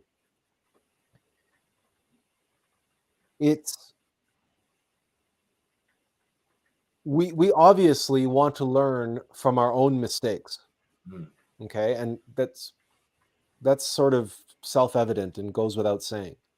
However, there is tremendous value in learning from the experience and the mistakes of others, because we don't necessarily all want to go, we don't all want to go out and commit fraud. We don't want to all go out and set up a Ponzi scheme like Bernie Madoff for, with hundreds of millions of dollars at play. We don't all want to go out and do what, the people behind FTX did in order to learn our lesson. What's more is that these hyper realistic examples, these examples where everything is dialed up to 11 and the personalities involved and their egos and like everything is like super inflated. It's where it's no longer, it seems surreal. It's no longer, it doesn't seem possible that this was a real person or this was a real scandal or this somebody actually conceived of this, but they did. But the beauty of that, when something is larger than life like that, is that the minute little details also get blown up. So it's just like when you're looking on your computer screen and you're looking at a high resolution image. But if you zoom out to take in the big picture, you can't see all the little details. But then you zoom in, and because it's such high resolution, it's such a big picture. There's so many pixels in there because it's designed to be able to be blown up on a billboard or on the side of the Goodyear blimp or who knows, right in Times Square.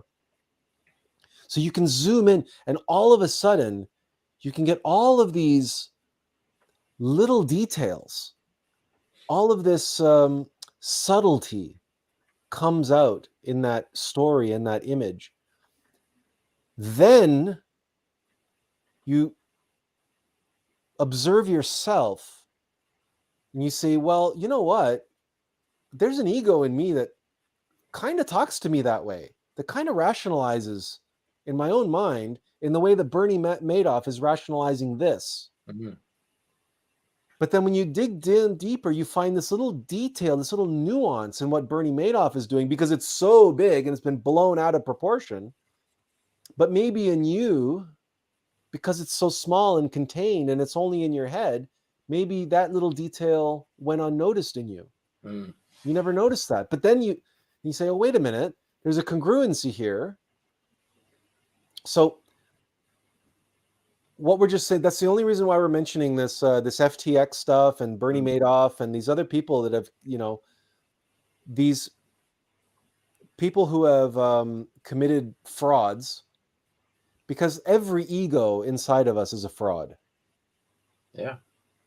And in fact, the false self, under the guidance of the egos, right, the rational mind left to its own devices, it's what in Hebrew and Arabic is called shaitan, the adversary. Yeah. And in our recent video that we made, right, the human condition, we broke the word condition down into condition, a state of being conned, of being possessed, Being a con. right? Well, I mean, but that's the false self. That's the con job. 97% of this humanity is walking around completely and totally taken by that fraud, by that scam, by the internal Ponzi scheme that's going on in their own psychology. Yeah. So we can learn a great deal by these surreal, larger than life con men and the things that that they've done, the experiences that they've had, and their thought processes and the way they rationalize things and the way they behaved and the way they structured things, because as within, so without. Yeah. And you were mentioning at the beginning, you were talking about the breadcrumb trail and how that resonated with you because you saw that, you were experiencing that in your life. And you mentioned how you were drawn to our channel because of our propensity to use contemporary examples and contemporary mythologies and analogies and allegories and so on and so forth. Well, the trick, if you want to call it a trick, to that breadcrumb trail is to recognize, not look for, not deduce, not interpret, not try so hard as to project onto, but rather just accept and allow that the living, breathing Word of God is all around us, writ large and small, in the book of life. And we just need to observe and pay attention, one eye in and one eye out. And then little tidbits, what we need to hear will just come and grab our attention. Yeah. And that'll be that breadcrumb for that day, or that breadcrumb for that hour, or that moment, or however often it occurs given our circumstances.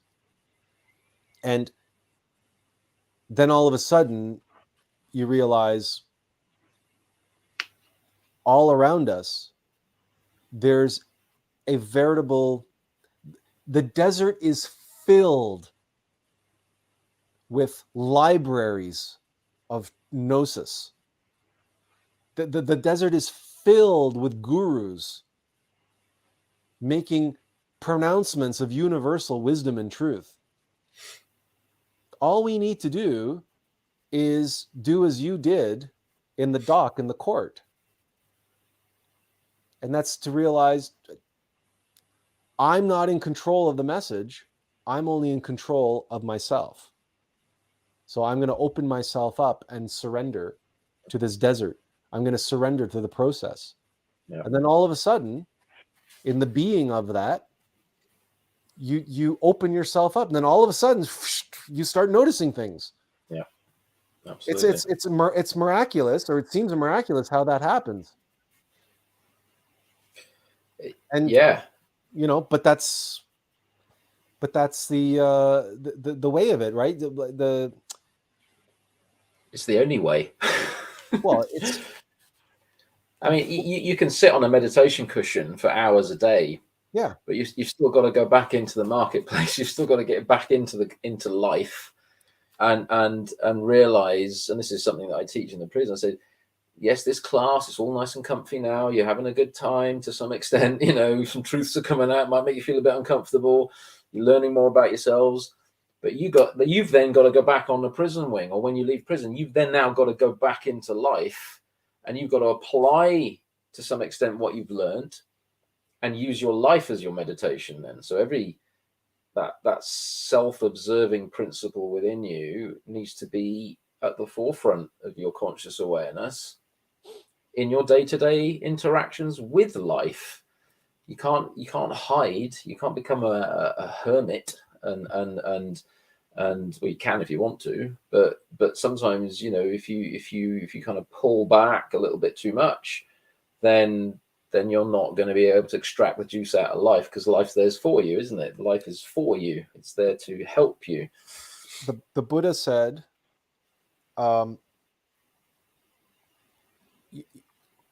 nothing can be poured in to a full cup, right? So we have to empty our cup. Now, and it's just self-evident. If we're going through life filled with expectations and filled with demands and filled with attachments to outcomes, and we're looking around through the lens of the adversary, instead of looking at the adversary, if we're bottled up inside the adversary, then our mind is full of all that cacophony of everything else. Our cup is full. How is our Divine Mother supposed to pour us that nutritious, life-giving milk? How is our innermost being supposed to pour for us a draft from the spring of sweet ambrosia, the manna from heaven, whatever you want to call it? How are they going to do that if our cup is full? It's impossible. You can't, and then people go through life raising their fist, shaking their fist at the heavens and blaming God. Say, yeah, but I begged you for a sign. I begged you for answers. I wanted you to answer, and you never gave me any. Like, no, they were all around you. Yeah. It's just that your cup was full. Yeah. You were so busy being a victim and so busy demanding and feeling entitled and expecting to receive, that those expectations and demands and attachments and everything is what your cup was full with. So there was no room for the actual thing that you needed. No room for anything else. That's right. So that surrender, that saying, I'm not in control, and that surrender, that's emptying your cup. And when you do that, what pours into that cup almost immediately is this profound sense of peace, this profound sense of this huge weight has been lifted off of our shoulders. Yep. We certainly felt that. I certainly felt that, because I was walking through life, ironically, with an Atlas complex. Right? I thought I had to carry the weight of the world on my shoulders. Yeah. When it was made clear to me that no, you're not qualified. You're not qualified to do that. That's our job, right? But you're qualified and you've been chosen to serve that purpose. Yeah. Well, that weight was just lifted off my shoulders, and then from henceforth, I was able to receive. I was able to serve. I was just able to be a good servant, right? And a good servant serves their Lord. And and again, it's the surrendering, the you know, and then the responsibility, the sense of responsibility, and handing off that to whom is qualified to do, and then having all this extra energy and capacity to focus on that, onto our part, onto what I'm supposed to do, my part. Yeah. Right. And so it's this reallocation, right? Absolutely. It's a reallocation, it's a reformulation. So no, that was, yeah, that's it's been happening intermittently throughout the live stream. That one was particularly egregious, but regardless.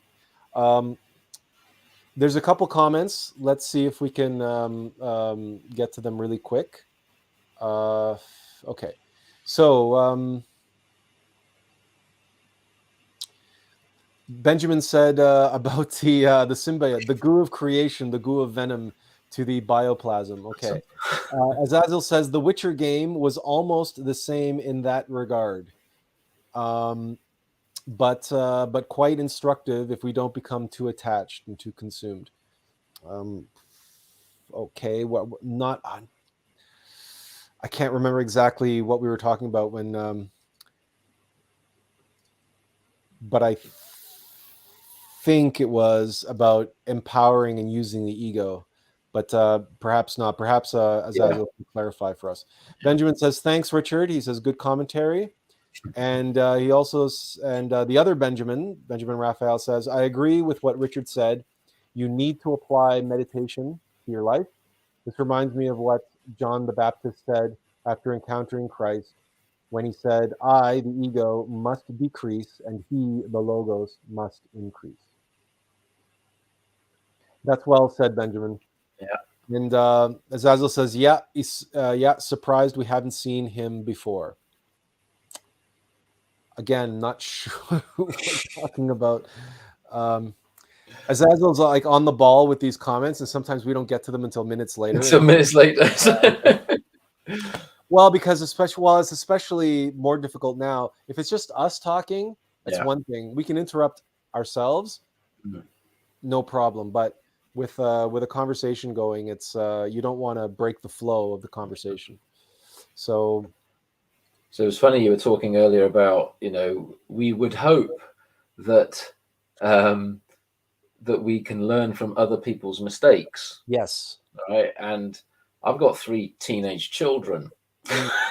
Right? And that's all I ever say to them is you don't have to make the same mistakes, guys. But they're like, they don't want to know.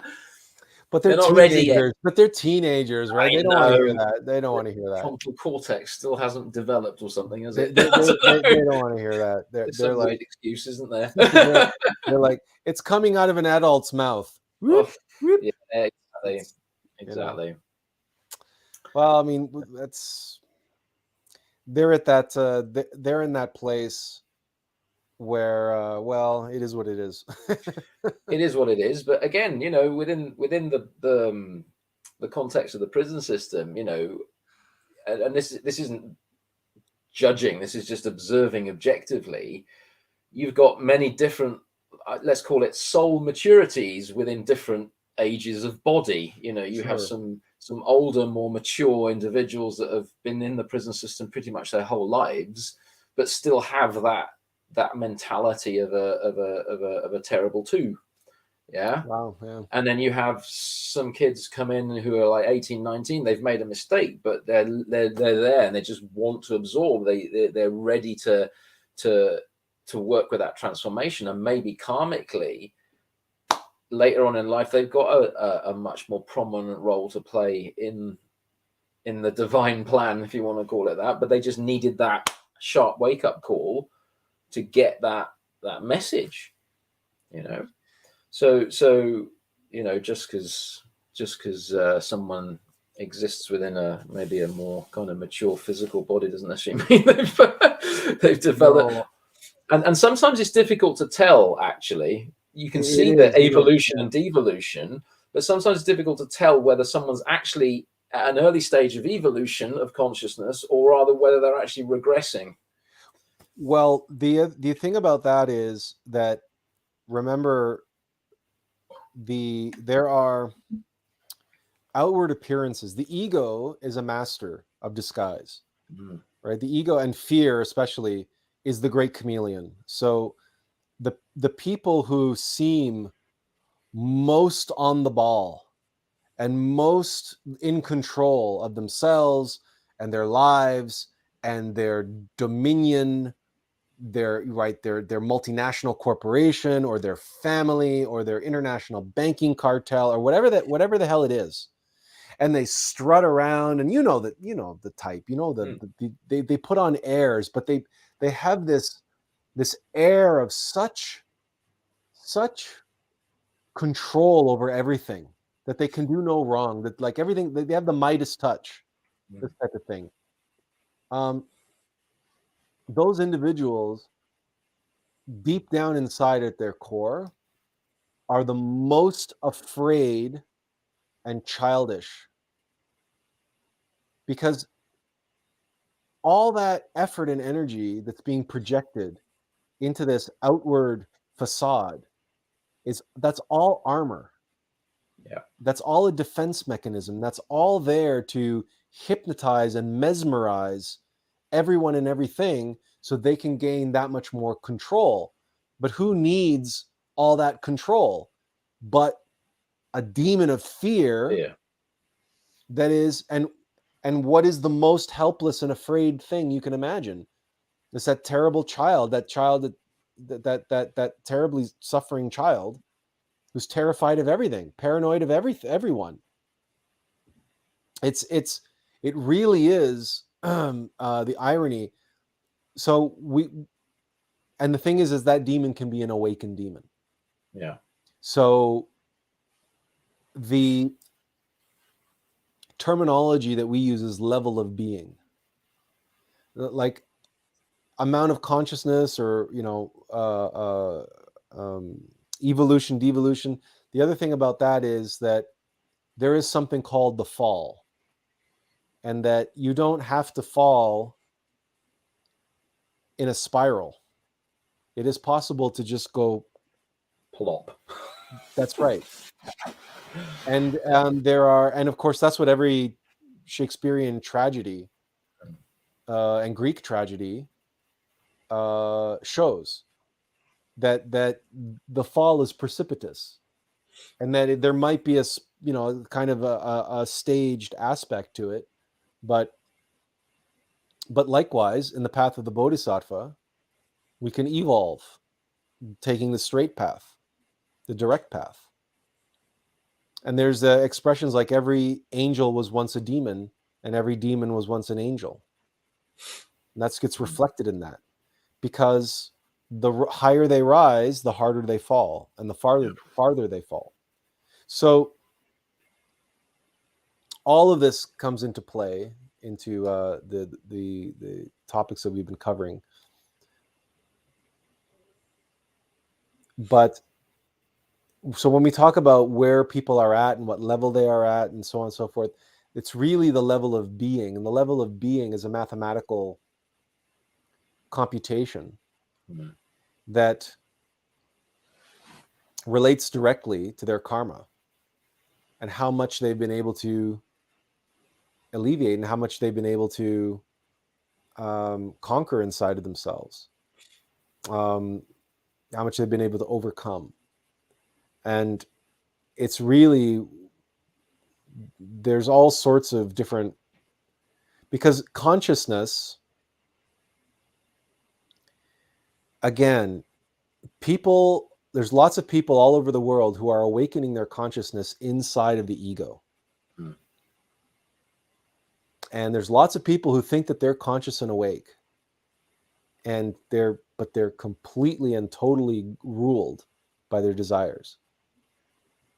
But they're conscious, and they know this, and they can do this and do that, and they can perform these miracles and all this kind of stuff. So it's really, it's not as simple and clear a thing as but level of being is. Mhm. Level of being is it's a straight mathematical, it's like, you draw an X and Y axes, and then there's the zero line, and then there's above the line and below the Mhm. line. It's interesting. I was listening to a Glorian lecture the other day about the levels of being and the number of laws that get Yeah. created from, the absolute going into a trinity, and then the law of three essentially just kind of filtering down into the lowest level. And I think they labeled it as treason. The lowest level of hell is treason. Yeah, I think it's is it 96 laws or 100 and can't Well, remember how many laws. so the lowest level was something like 860 odd. Yeah. But So we fell from 48, which was right. human, or rather, to be human means to exist within 48 laws. But and what that corresponds to psychologically is non-attachment. So you can Yes. enjoy your life, and just enjoy the experience, but just not be attached to it. But then we fell into the 96 level, which was Right. lust and craving and desire, which then creates even more from there. And I think the lowest was 860 odd, which was treason, Yeah. which is the absolute antithesis of the Christ. You're totally in your eye. You're committing complete treason against the Christ. So, but that's interesting, because as we, and the Buddhists call them samskaras, or psychological aggregates, as we aggregate ourselves in more laws, i.e. we become more confined, it's almost like going back down into that mineral kingdom. So you're creating a cellular structure for yourself within a much denser number of laws. So I think that, like you say, the bridge point between not necessarily heaven and hell, but humanity and the inversion of what the humanity could have been or has the potential to be. Well, did they mention in that lecture that 96 laws we are in hell? Yes. Did they mention that? Okay. Yeah. That's what most people don't. That's what we've tried so many times. You can't get this across to New Age people and so-called spiritual people. You can't get this across to them. They simply cannot absorb or comprehend or process or even approach the notion that they are in hell already. I mean, with the classes that I do, that's actually a subject that I touch on very early on. Is like, do you guys feel you're actually in heaven right now, or do you guys feel like you're in hell? And what's creating that dynamic for you? And so I give them an example. I say, yeah, you could have got away with that, and you could have made lots of money or had your house, but then what would have happened then? You would have then wanted more, or that might have been taken away from you. So you're going back to some kind of Buddhist teaching of nothing is permanent. So within hell, nothing is permanent. So you're always chasing something more to create that dopamine hit. So there's a number of things going on within the sympathetic and parasympathetic nervous systems at the physical level, which creates that pendulum swing of craving and the downward spiral, because everything in what stays most impermanent in hell is any sort of satisfaction that we glean from any particular desire that we acquire. Yes. So the shine on your brand new Rolls Royce, it tends to wear off really quick, pretty quickly, and then you have to get another one. Yeah. Right? Or like Osho, right? When Osho was arrested, he had 26 Rolls Royces. Yeah, he made me laugh. Who needs 26 Rolls Royces? Let alone a so-called spiritual guru. What does a spiritual guru need with 26 Rolls Royces? When is it like 25 is just not enough? I just need that one more. But it's like the Black Lodge, it's almost like they've got to kind of tell you what they're doing. They've got to kind of tell you who they really are, but try to hide it. So everyone that kind of follows someone like that, they see the Rolls Royces, they see the glamour and the glitz, and yet they still get drawn into it. because of Well, that. it was easy with Osho when the whole thing was a gigantic sex cult. Yeah. And apparently the orgies were epic. So it's very easy for people to turn a blind eye to the 26 Rolls Royces, Yeah, absolutely. right? I mean, let's not kid ourselves. A lot of these people and a lot of these people that fall for these cults, they're looking for a cult. Mm. That's what they're looking for. Yeah. These people who have been, they're looking for a complete debauched, hedonistic, experience that's wrapped up in this beautiful, shiny, lame spiritual bow. Yeah. But they want that. That's what they're looking for. That's what most of this new age stuff is. And that's what, for example, what 97% of tantric schools are. They teach Black Tantra. And then look at all these gurus, these personalities on TikTok and YouTube and Facebook, these so-called light workers and spiritual whatever, and particularly the women who come on basically as close as they can get to nude without the without triggering whatever community standards or whatever, and you can just tell they're complete whores. They're like, but they're basically doing spiritual pornography. They're complete attention whores. They just want their followers, and they use their sexuality, they use their sensuality, they use it as a very, very powerful tool of hypnosis. Absolutely. And they're complete and total it's a con seduction. artists. I mean, it's a seduction. It's that. It is. It's exactly what it is. They're sirens. Yeah. Right. Couple more comments really quick.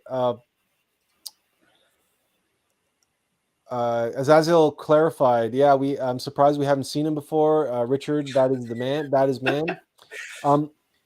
As he also says, the eloquence, basically. I know such people from my own family. Yes, we were talking about the demons, like just now, these gurus, right? These sirens. And that's what they're good at: seduction, tempting. That's Dracula, right? That's Dracula. Oh yeah, come into my house. Yeah, that's right. Benjamin says the thing about the fall. I recently learned that dissolution is in between of theming. Guess it represents life. Thing about the fall, I recently learned that dissolution is in between. It represents life. Yeah, I guess. Well, I mean, life is a series of deaths, so you're always dissolving at some level, aren't you? Whether the system is grinding you down and dissolving you from the outside in, or whether you're dissolving yourself from the inside out. if it's doing that, I don't think that anything can actually. The only thing that can dissolve you that way is actual hell. Like there's no other mechanical way to dissolve the ego. No. Actual hell can do it, but that's a very long, painful process.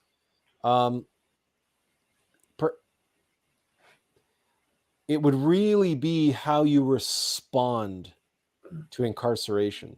It really does come down to the individual and how they respond to the system breaking them down. The closest thing that comes to mind is military training. Yeah. Where step one in boot camp is to break everybody down so that then it can then be built back up like robots and machines. Yeah. But they don't actually break it. It's more of a, but that's really just working with the personality. Yeah, it's if anything, it's breaking the spirit, or attempting to break that ability to question, that ability to actually, question that external authority. Yeah, so there's no way to externally or mechanically break down the ego. It can't be done because that's karma. The ego is your karma. And mechanical nature can't, if you don't put any effort into it. Now, can it be done through voluntary suffering? Well, that can happen, But so if you Penance. so there's penance. You can be put through a very difficult, traumatic, a lot of suffering, and pay karma that way.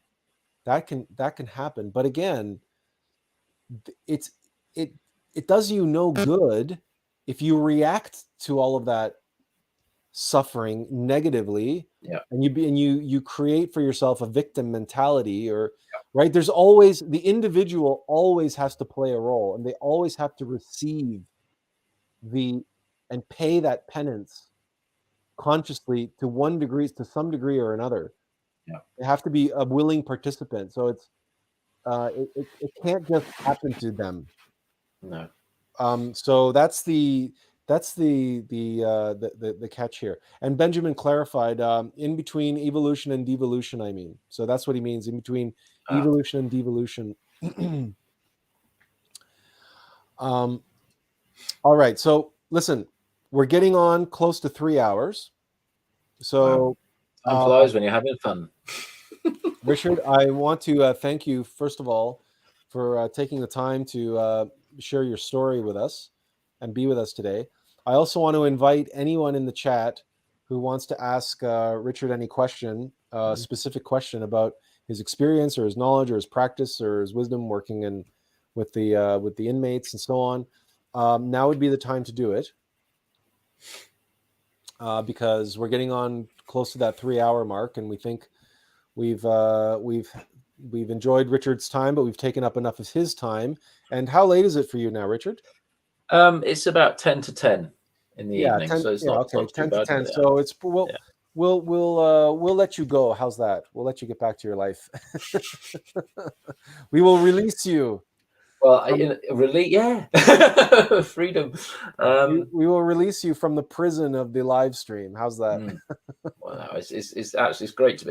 It's been so, I've been wanting to kind of join in these live streams for so long, because I watch every one of them dogmatically and religiously, whether I'm driving in my car or or listening to it on my phone when I'm cooking dinner for the kids and that kind of stuff. So, but to kind of commit to 3 hours when I've got my children and stuff, it doesn't work. And sometimes I'm actually working weekends as well. So, but I'm going to endeavor to attempt to kind of join in a few more as and when they come up. And I don't mind having another one of these at some point when the time be right. So that would be good. Well, you're always welcome. Everyone is always welcome. And we often share the link in the chat. We did today as well. We thought that Azazel might jump on, but that's fine. We waited until halfway through the live stream to share the link. Azazel says the live stream is a kind of relief in a way, and it was great to see you. Good stuff. Thank you, Azazel.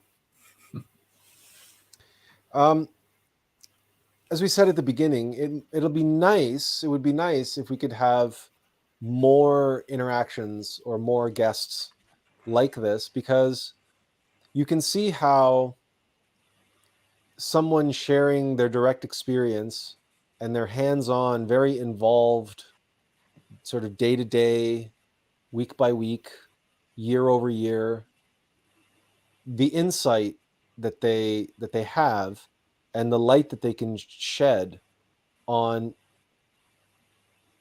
universal issues and themes that apply to all of us on the path. Benjamin says, that works perfect, devolution. Ha ha ha. I still think he's on another topic. We're not sure what he's talking about.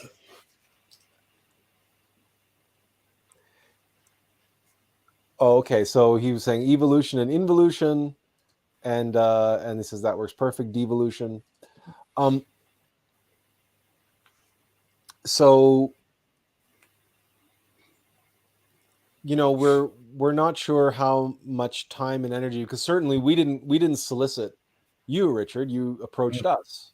Did you not? Yeah, absolutely. Yeah. So if more individuals sort of come out of the woodwork, or who knows, then we might have more live streams like this format, sort Yeah. of more of an interview type format, but or just a sharing, a discussion. As you can tell, we're not very bogged down in formalities when it comes to this live stream. We feel that it is, we didn't have any questions prepared for you. We had nothing scripted except for the bio that you sent us that we read at the beginning.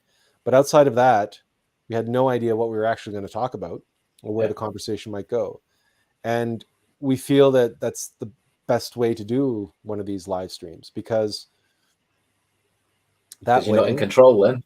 well, that way Attlas is in control. Absolutely. Right?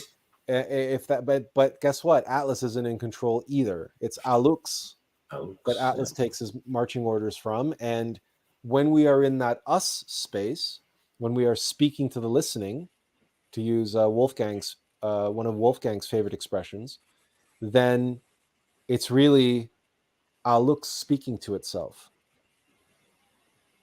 And this is when the real magic happens, right? Because then when we start connecting with one another in that space of love, in that space of light, in that space of truth, then we're like, now we're scratching at the door of becoming true human beings, because that is the birthright of every true human being, to know what is true and what is right, and to play out their role, expressing an individuated, unique expression of that truth and that light and that love, and to be the best expression of that we can be. And when we have a community, when we have like-minded, like-spirited souls to share that experience with, well, then it becomes something, truly magical. And while we admit it's very beautiful to join a Gnostic center and a Gnostic school and perform rituals or whatever together, and that's all has its place, there is something that is equally as profound and important when we have no ritual, when we have all but zero structure, when we have no or very little possibility for mechanicity, for routine. And we have to be in that space of love, awake, cognizant, paying attention, and receptive and surrendering to the moment and to the flow of that us space. And what comes out of that is, I mean, it's something that I used to experience on stage when I did improv. You get on stage, no script, no nothing. I mean, you're just playing, and all of a sudden, this moment will arise. And this incredible thing, and there's one or two or three or four or five people on stage, and all of a sudden we just sync. Yeah, it just clicks. Yeah. And then between all of us, this thing manifests there on stage, and it's like, and the audience knows it, the audience feels it, and they're like, wow, that was, or it was really funny, a really funny moment, and they burst out laughing, or whatever the case may be. But my improv troupe, they weren't, not everybody was keen on this, but I like to do drama. I like to do dramatic improv. And very often, because not everybody was into it, because lots of people like to be funny because it's joking around, it's funny, and they want to get the laughs and everything else. But a lot of people were too afraid. So I would step out on stage and I would ask the audience to give me a character, a situation, a character, a time, or a place, and a situation, like a circumstance. and I would basically improvise a monologue. And sometimes it would be 5 minutes, sometimes it would be 15 minutes. And I would be out and it's just putting myself into that and using my conscious imagination and some really, but it was never funny. It was never funny. And it was the audience were just spellbound because I was just putting a human being in a circumstance and feeling the truth of that and allowing the truth of that experience expressed through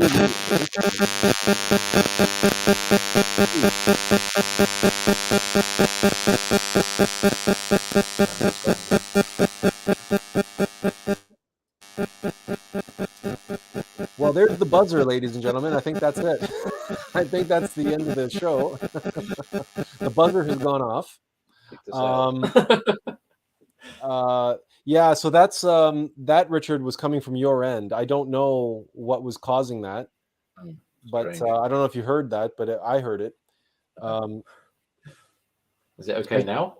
No, it's fine now. It's gone away. Like I said, it's intermittent. It would come, be really loud, and then if I put you on mute, it would go away. Okay. So, but I don't know if anybody else heard it. Maybe it's just me. Maybe it's just my computer that was picking it up. Who knows?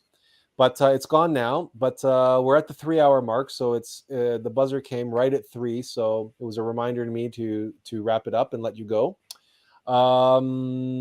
Okay, Benjamin said that works. Yeah, okay. Azazel, true that introduction part was a perfect format, and it's like they say, God works in mirrors. Benjamin also says that it seems to be 5G interference. I experience that all the time while listening to music via Bluetooth. Could be, Benjamin. He's referring to the buzzing sound. Right.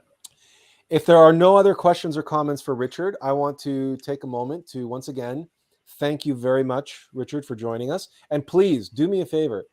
Is it Valentine or Valentine? Valentine. Valentine. Okay. All right. Thank you so much for taking the time. I appreciate you inviting me as well. So it's been great to interact finally. It was our pleasure. I'm sure everyone in the chat feels the same way. I think it was a very valuable 3 hours that we spent together. And as you said, there's the invitation is wide open. Anytime we ever share the link in the chat, you're more than welcome to come on and join. And if you have something to contribute, pop on screen. Azazel does it time to time. Others have done it time to time. We have small enough numbers in the chat that we can easily turn this into a sort of more like a Zoom call than just one person talking all the time. So thank you all for joining us today and for making Richard feel welcome and making him feel comfortable enough to share his experiences with us for our benefit. And so with that said, I wish you all a wonderful week moving forward, and hope you get lots done. And no matter where you are in the world, I hope the weather and whatnot is your winter or summer, whatever it is the case for you, whatever part of the world you're in. And we hope to see you again next week. And until then, we bid you all. Benjamin says, great work to both of you. And thanks for your sharing your experiences, insights. Benjamin, you're always welcome. Pleasure, and Benjamin. It's our pleasure. I don't want to speak for Richard. And he says, God bless you. So thanks, everyone. I gotta switch the view over here. Otherwise you won't see this. So inferential peace, everyone. Take care. We'll see you next week. And Richard, thanks again. Until next time. We'll be in touch. Until next time. Thank you. All right. Take care. Take care. Bye-bye.